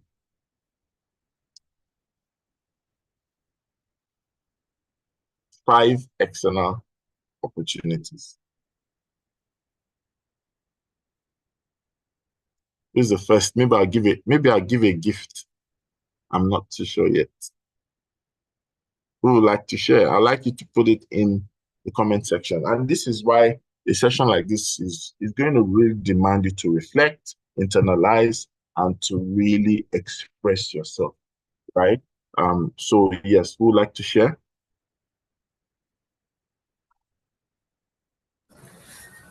Good afternoon, everyone. Good Kola afternoon. once again. All right. So for me, because of the industry I currently are at the moment and the one I'm wanting to build like a sustainable business in, is to look at probably my weak competitors. So currently I want to look at who are the competitors that are playing in the industry I am at the moment, what are their weakness, and how to equip myself to bridge the gap of the weakness of what is happening in their business and how to create a solution to that. That's one. Another thing I'm looking at is partnership opportunities. We're in a world right now where there is a lot of funding for different businesses, but most of the time we don't know. There was a training that we did with Pastor Mayowa, and he spoke about you wanting to start a business and thinking you have to use your own money to start it, or you have to be the sole owner of that business. It doesn't have to be so. You can start a business with zero funds. It's fun when people say it, but it happens. Where you pull resources, you already know what you have and what you're capable of and what you can give, and you pull other people resources just to collaborate with you and establish a business that solves a problem for the people. Um, Another thing is majorly government policies. We are in a world where you might be doing well and there will be a change in administration and it will just kill or ruin that business. Key example was when Gokada came into Nigeria and OPay, when they were trying to solve the bike issue where you can just quickly get a bike, book online and go. How do we bridge that gap, that you build a system that's also aligned with government systems, where a structure rather that aligns with government systems, where no matter the change in government, your business still thrives, it grows. So there's room for change in your business as well. I think those are the major three things for me for now. Thank you so much. That's quite profound. I'm waiting for the others. And it's, if you don't have, honestly, the truth about, being an entrepreneur is that you have to be honest with yourself. There are times that lack of having something does not mean that you are not a person of quality or something. It might just be that it's not been a reference point. It's not been something you actually have identified. And that might be a call to action, that at the end of this session, and probably all through the weekend, you are able to now make a demand on yourself to say, you know what, probably this is why I'm not designing my business for growth. Peace, your hand is up. You have the floor. Please unmute yourself. Peace. Good morning, sir. Hello. How are you? Okay. So when I started out my business, the goal was just push, push, push, and hope eventually that I get to where I desire to. But with this class, from the first time to this, I see external opportunities in having a laundry service in the fashion business. Also, looking into teaching fashion illustration, having kids come around for summer classes, and maybe having long-term students, which I never considered before now. The other opportunity, it came about while the initial class was on. It's not in line with fashion, but it's just a need I saw, clearing out gutters in Lagos. I don't know how it ties into it, but my mind is just getting opened from this session. So those are the external opportunities I've thought about.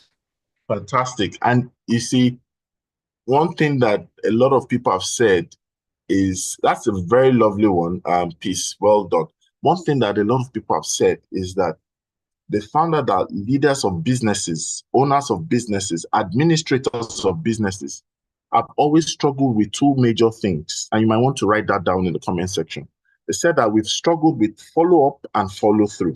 Why? Because most of the time, because we are the head, we have the eyes.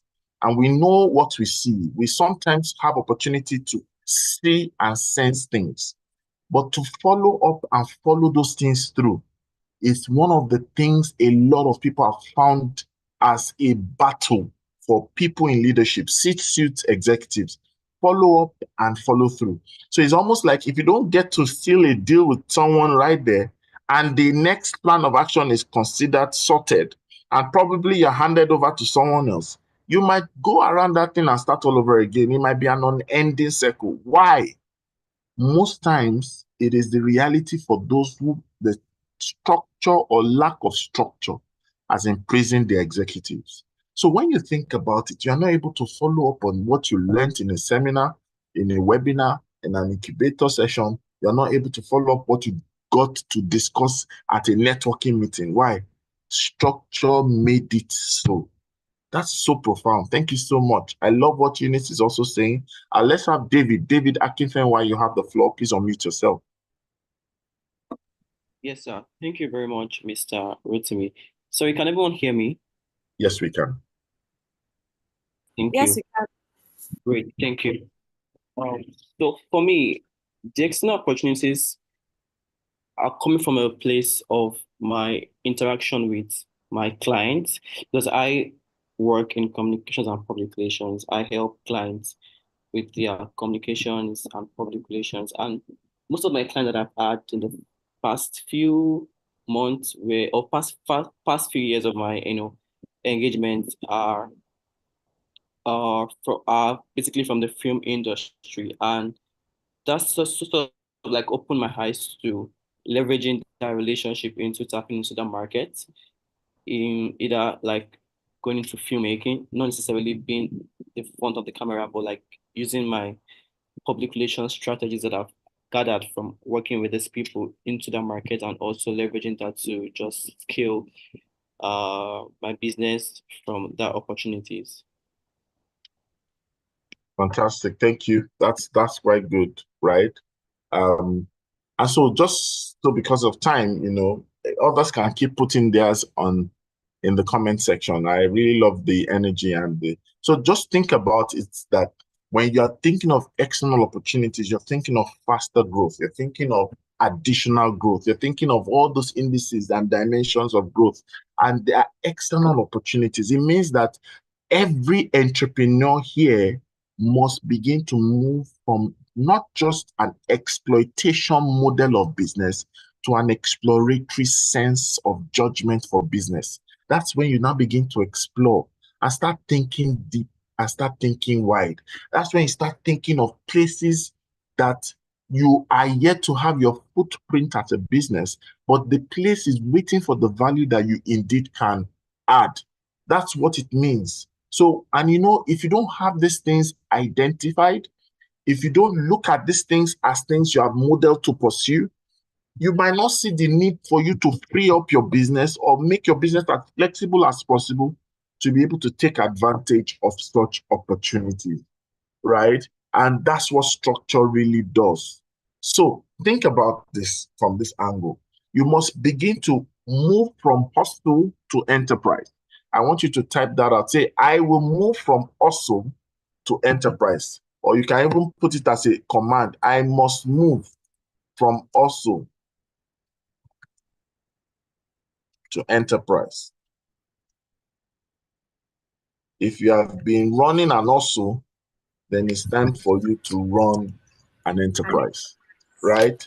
You must move from hustle into enterprise. And growth architecture is for you. If you're overwhelmed doing everything yourself, is anybody overwhelmed? Does anybody feel overwhelmed doing a lot of things by themselves? Does anybody? Yes, I am. Aha, fantastic. So you must understand that the growth architecture is for you. If you're growing, but you can't seem to keep up with demand, is anybody like that? You're growing, no, but it's like demand is more than what your capacity can. Alice says yes. Very overwhelming sometimes. Then the architecture is for you. If you want to scale, but you're unsure what to fix or what to build, then the growth architecture is for you. And then if you're transitioning from hustle to structured operation, then the growth architecture is for you. So how do you transition from chaos to clarity? How do you move from what it is that you currently are to where it is that you desire to be?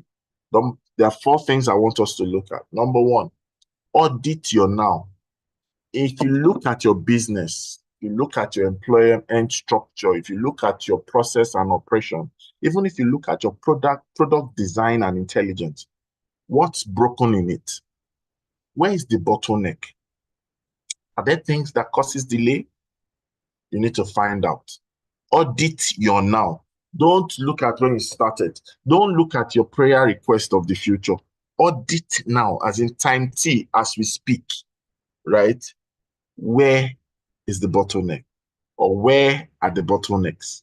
Bottlenecks are the things that slow down things. It can be something that slows down production. I told you about the proposal thing, something that slows down. So some people have created an answer to that. They've created a profile, a corporate profile and brochure into one, as opposed to a corporate profile that just says what the business is, but doesn't interpret what the business can do.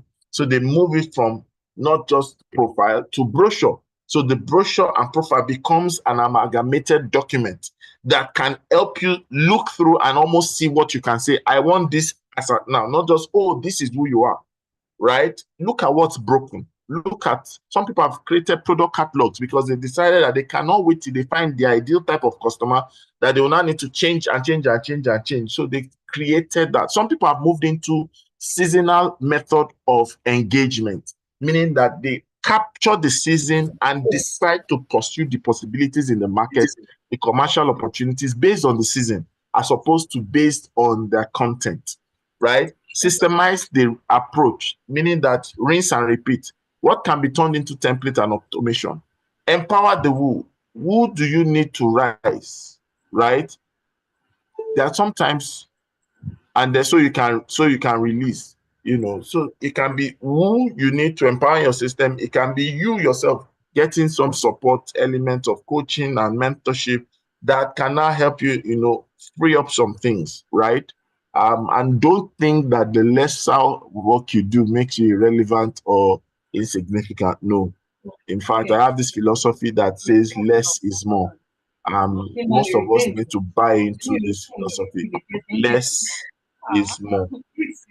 So I want you to type it out. Less is more. Less is more. Always understand that you don't have to carry the world's shoulder or the world's problem on your neck.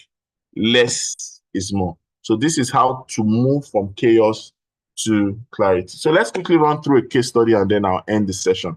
I will need someone who would volunteer to read this case study for us in a interactive format. Who will help us? Who will help us? Okay, let me take sure.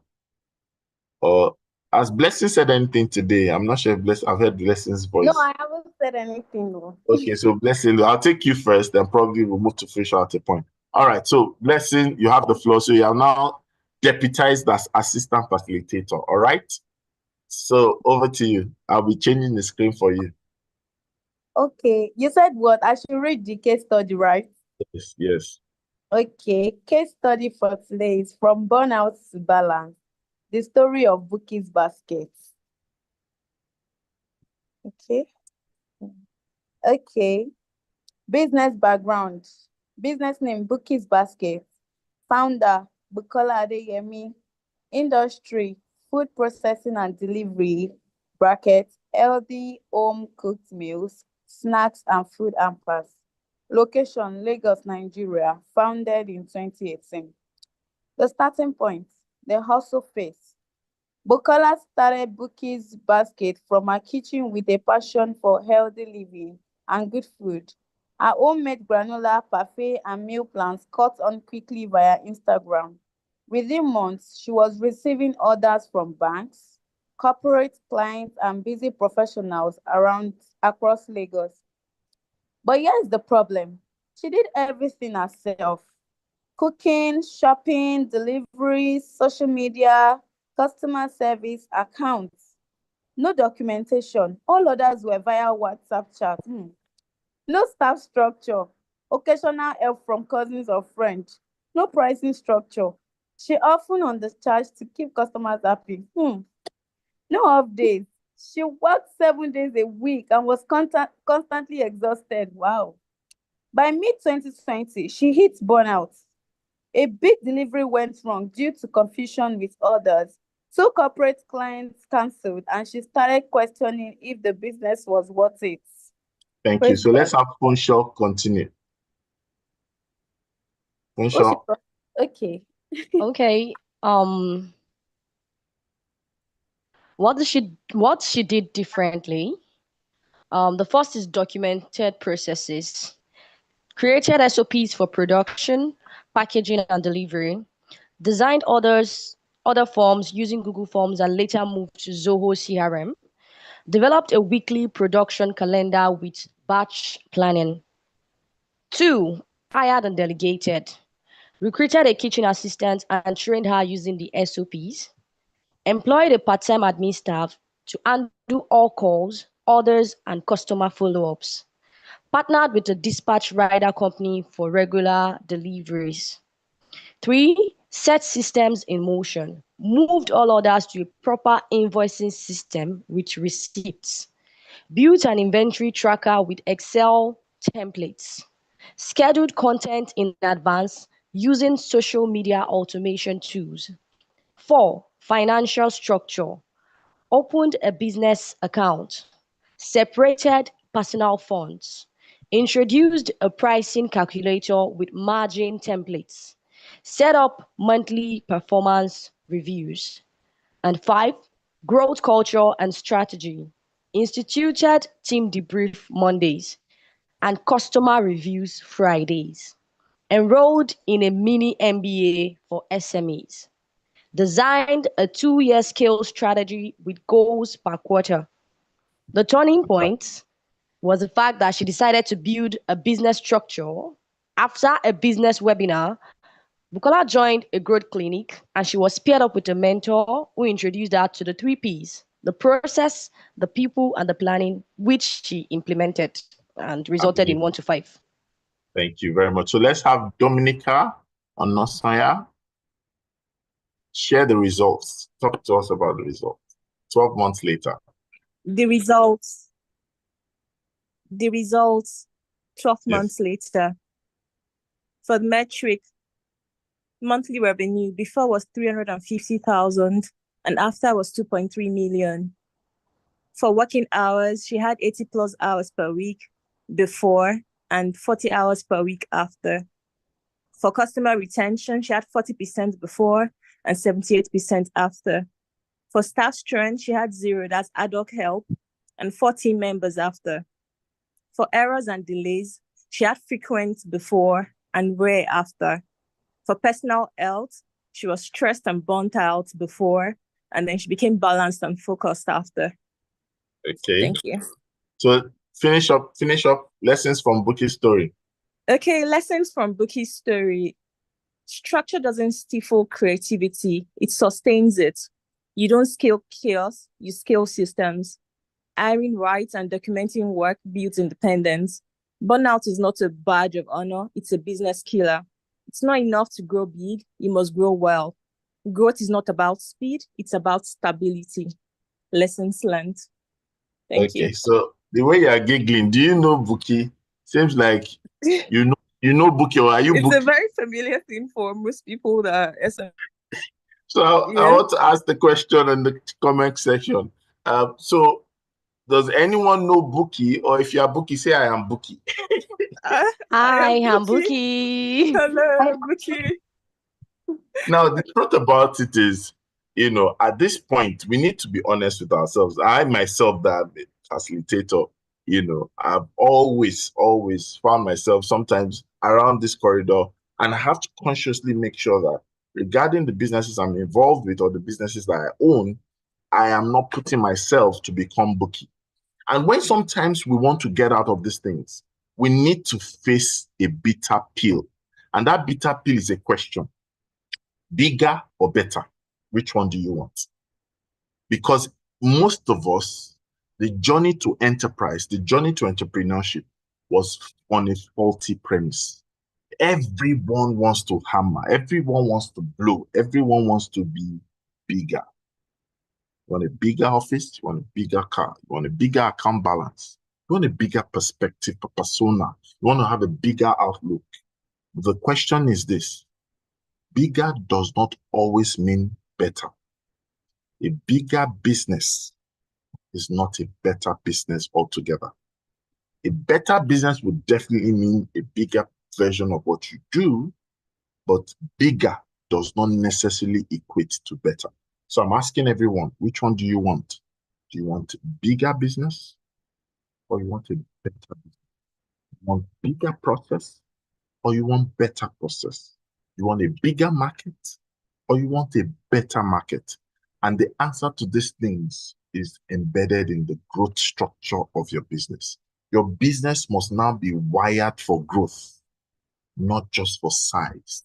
It must be wired for growth, not just for fads, not just for trend. A lot of times we listen to public opinion, and experts sometimes constitute that public opinion. But we don't realize that the context of such opinion is the reality to birth for our vision and our businesses. And so I want us to make up our mind. I haven't gone through all these sessions that we've had in the morning, and now to make it a point of duty that we will structure for growth.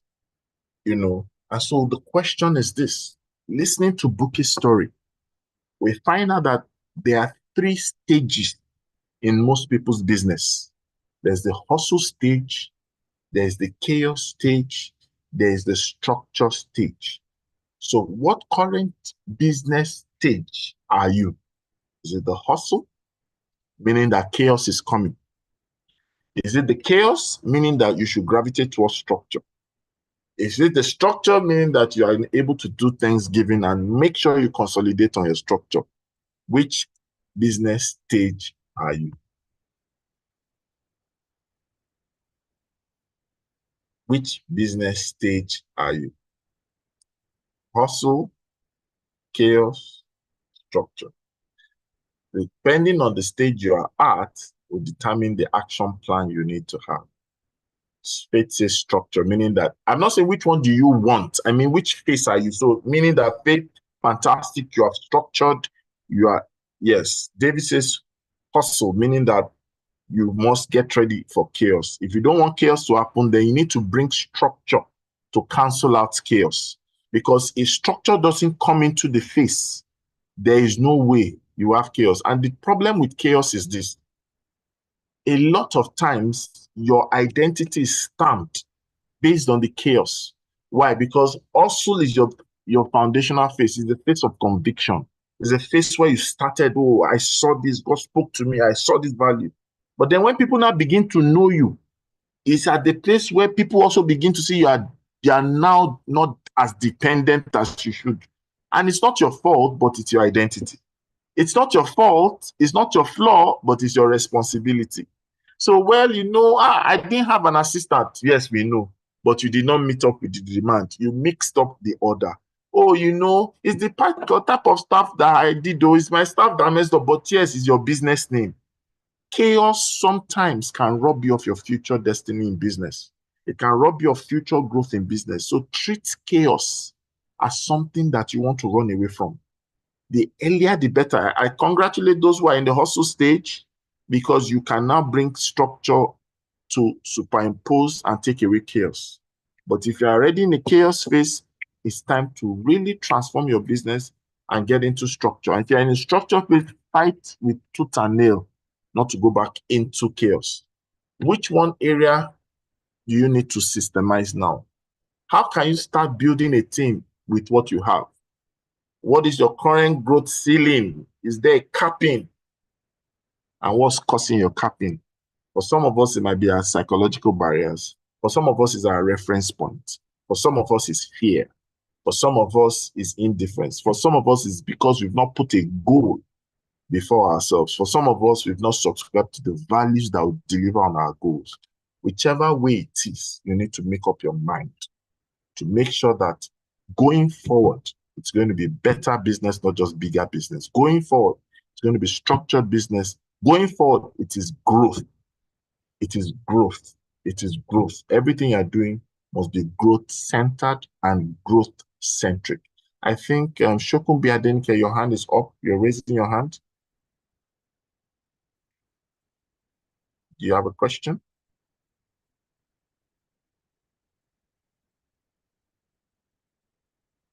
Faith, you have a question?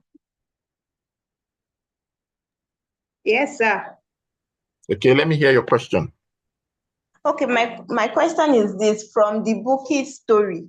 Okay, let's say this individual now just wants to start a business. Okay, we are talking of bookie story. She was doing everything on her own. That was why everything was not going on fine. So what if you are just starting the business, you don't have enough to pay people? So how are you going to go about it? Because now you don't have enough to let's say to employ people that will help you doing the account. So how are you going to go about it? That's my question. How do you want to go about it? All right. So the first thing that we need to know is everything doesn't have to go through the traditional route. When you talk about having to do with what you have, a lot of people need to explore the partnership route, right? A lot of businesses have done that solopreneurship consciousness as something that they feel that it's just they and themselves. Sometimes you might need to look at how to break into getting people around you. So which will tell you sometimes that might be your growth plan. Some of you need to make friends with people who can complement your business. You might need to gravitate into the right association. You might need to express business vulnerability and ask for help. Some of you might need to know that every business will only thrive based on these 5 kind of partnership. Number 1, partnership.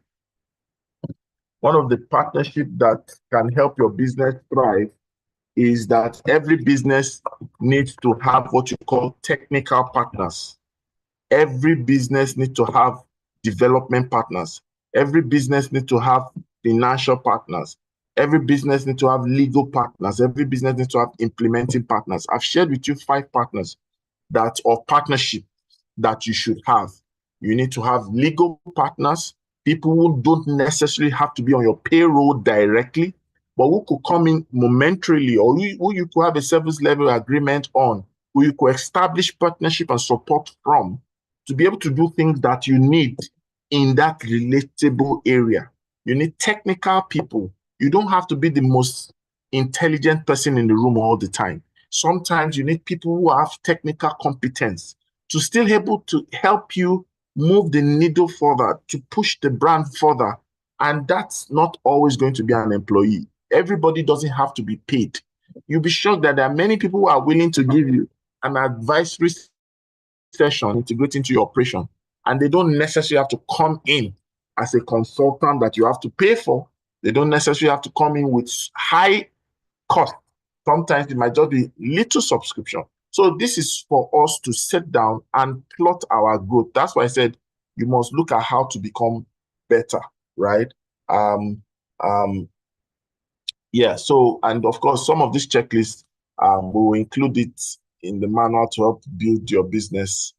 Make sure you join the community and make sure that the follow-up conversations, you're a part of it. You can't have everything, like I said, in a day, but I'm sure you get value for that. Thank you very much. I think we have 2 more hands. Let's quickly do that so that I can end my session. Gift, you have your hand up. Yes, good afternoon. Thank you so much for this amazing session. So you asked a question earlier. You said, would you want to have a better business or a bigger business? So I want to ask, is it possible to actually have both at the same time? Sorry, can you repeat yourself again? I didn't get that clearly. All right. You asked a question earlier. You said, would you want to have a better business or a bigger one, a bigger business? So I'm asking, is it possible to actually have both? I like that. Well, yes, but it starts with what you pursue. So I would say that if you pursue a better business, eventually it will create a bigger business. Because of course, if you are growing and not dying, your business will grow, right? And it grows in size, it grows in location, it grows in numbers and along the dimensions of growth. But it is a better based model that can guarantee that, not just a bigger model. A lot of people, is their growth that actually killed them or shortened the lifespan of their usefulness. You know, they just wanted to become a business in 10 states. And then without structure, without relationship, without strategy, without optimizing value, optimizing process, they get stuck.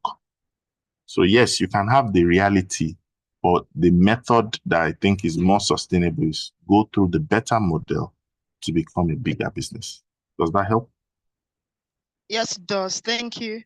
You're welcome. Shokumbi, your hand is up.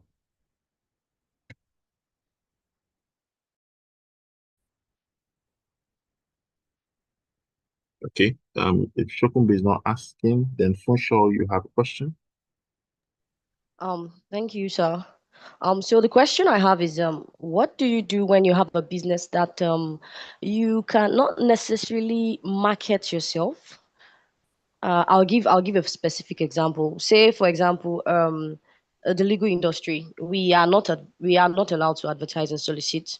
But I want to pitch myself to you as someone who is an expert in affairs, and I can help you with legal consultations, and I can tell you what to do and how to scale your business further. But I'm not necessarily allowed to pitch and come out and say the way other people would drive marketing and drive sales. I'm not necessarily allowed to do that, but I still need to sell the same thing, and I still need to like show you as someone who's your point guy for anything you need. How do you think we go about something like that? You mean the legal business, right? Legal consulting. Hello? So I said legal consulting, legal Okay. consultations. Yes. Okay, so let me just clear the bubble. You can market. A lot of people confuse marketing with advertising, and sometimes they confuse advertising with sales, right? And they're not the same thing. Marketing is actually what will lead to all the other things you said. Do you understand? So there are ways around these things, you know. So I would ask you to try the route of marketing, which is you designing concept and curating it to be able to make people see the need for the value that you offer, see the problem that they face, and the pain or the cost of staying in that state of problem and then they come looking for solution. At the time they're looking for solution, they need the obvious expert, which is meant to be you.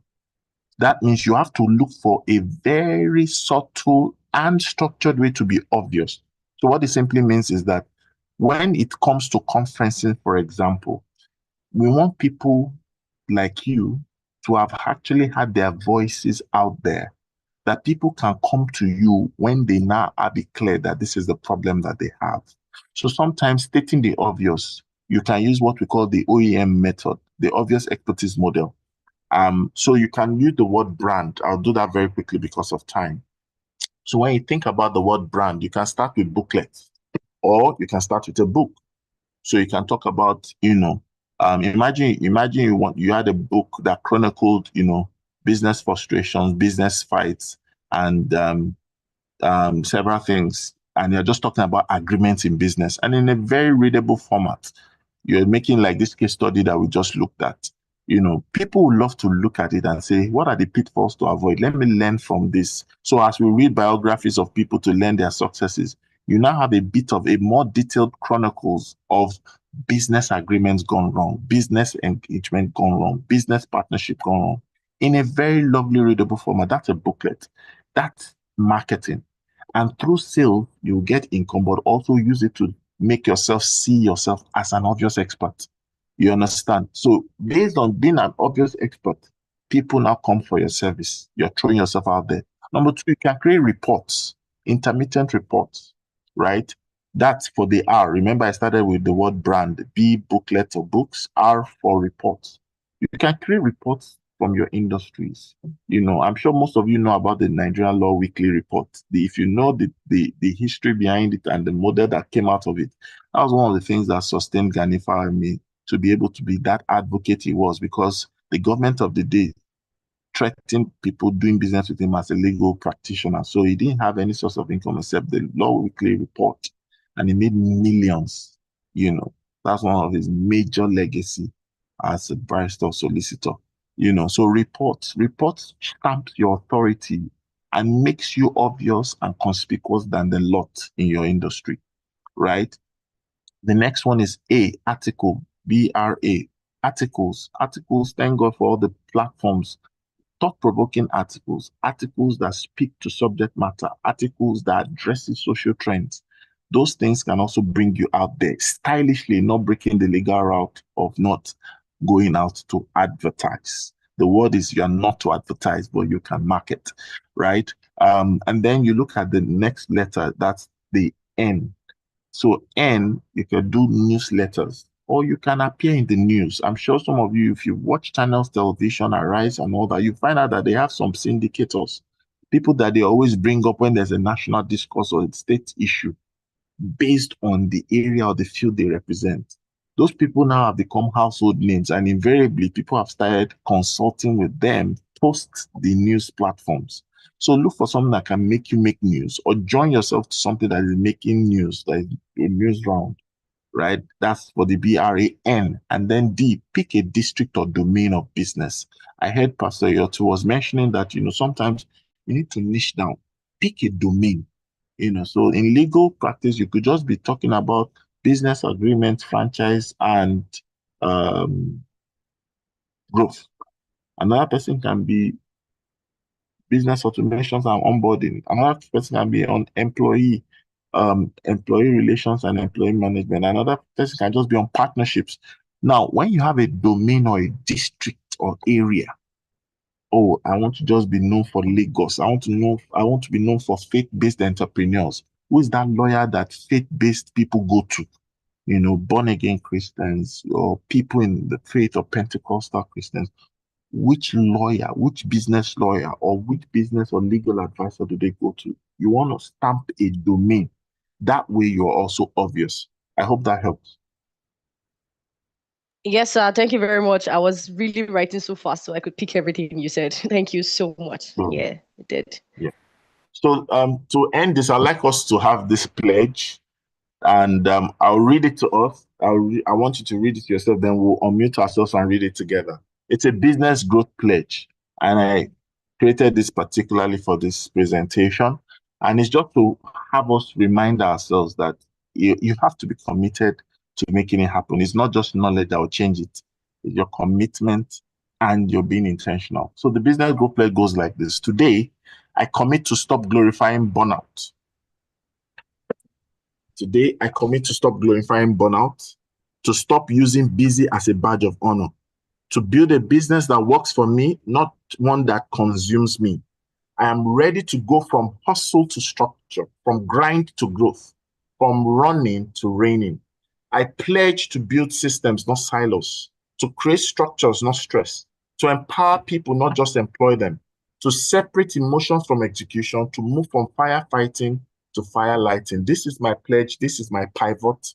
This is my power. If you're able to identify with this and it resonates with you, if you know that this is almost like a personal creed or a personal philosophy you won't mind to subscribe to, if this feels like a prayer of some sort, then I'd like you to unmute yourself as we say this together. Now, remember, this is a pledge. A pledge means a promise. So you have to tell yourself the truth. If you don't want to make this pledge, don't join us. But if you join us, it means you want to make this pledge. Are we ready, everyone? Yes. So we're going to go. Yes, sir. 1, 2, go. Today, Today, I commit to stop glorifying fine burnout, to stop Stop using using busy as busy a as a badge badge of of honor, honor, honor. to build build a a business business that that makes That work me ready to ready go, to go ready from to hustle to structure, to grind to growth, running to grind to raining, gain to building reign. systems, not I need ready to to build build structure, not systems, stress, not empower silos, people, not just create employ structures, them, not stress, create emotion empower from people, not execution, from execution, firefighting to firelighting. This is my path, this is my pivot, and this is my pivot. fight firelighting. This is my this is my pivot. Amen. My so help me God. I hope it's Amen. been a great time. Amen. I hope you've learned something. Thank you, sir. Thank you so Yeah, much, sir. thank you. Thank you, Thank sir. you very much. Thank you. Thank you, sir. Thank you so much. God bless you. God bless you, sir. All right. Thank you, Mr. Rotimi. Thank you for your session. I believe that everyone here has learned a lot. It's not one or two things now, it's a lot. I believe we've all learned a lot.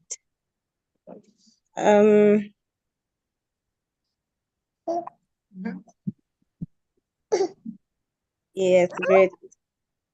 Mr. Rotimi is looking forward to our growth and structured future. And it's our prayer that for every one of us that goes through the incubation program, that our businesses will be transformed, our lives will be transformed as well. So we are looking forward to your testimonies. All right. So I posted the attendance link, the link to the attendance form, and to the link to the attendance form and the feedback form. Please let's endeavor to fill them. I will post them again now so that we don't miss it out.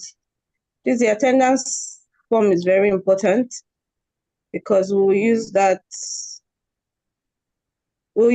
to divide you into your mentor group, and then also help us to know those of you that completed the four weeks of training, so that we'll give you certificates.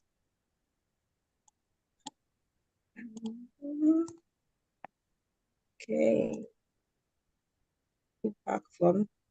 And please, we also love your feedback so that we can know what to improve on in our next class, which is next week.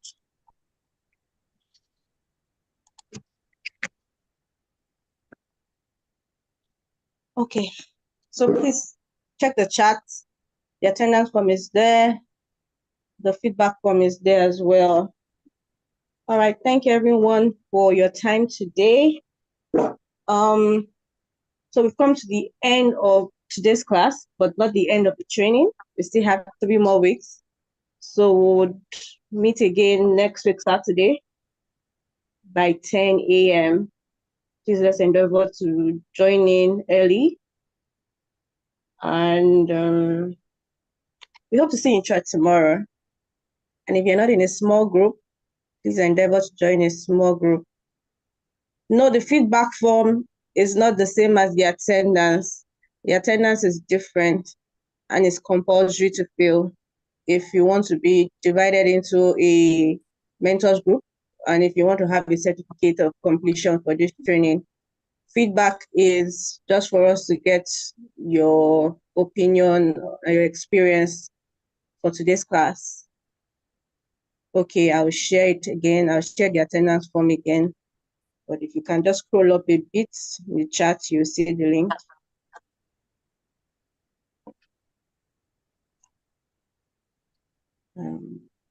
Just 1 minute so that I share the attendance form again.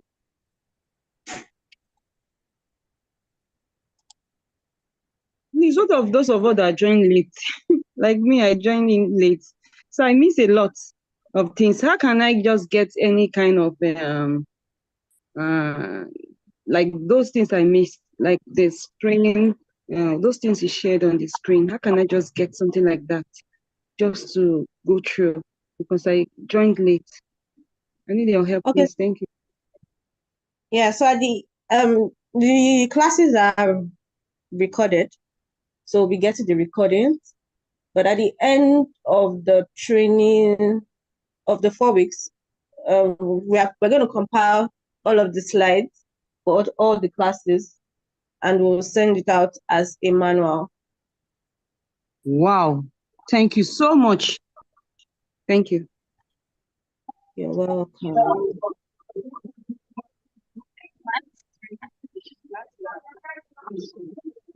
Okay, so I'd like someone to help us with the closing prayer.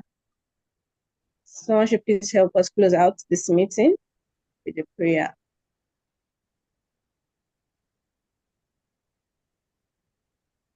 In Jesus' name. Amen. Our Father, we thank you for all that you've done for us. We thank you for our facilitators. We thank you for all the participants. Thank you for the knowledge that we've learned today. And we ask that this knowledge will be useful for us and it will bring forth fruit in our businesses and in our lives in development in Jesus' name. Amen. I pray that your spirit will brood upon this knowledge and even expand it much more in our hearts as we go through the week. In Jesus' name we pray. Amen. Amen. Thank you.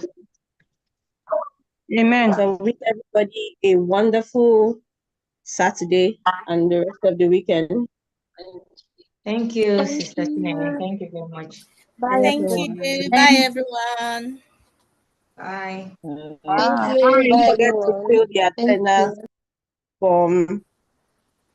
I won't post the attendance in the WhatsApp group. So please fill the attendance first before you leave. I feel good. Bye. Thank Bye, you. everybody. Please, can you resend the Okay, I'm resending now.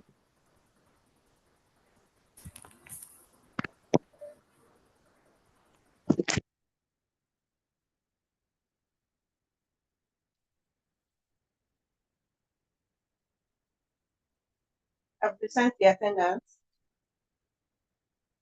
Because you haven't filled it yet.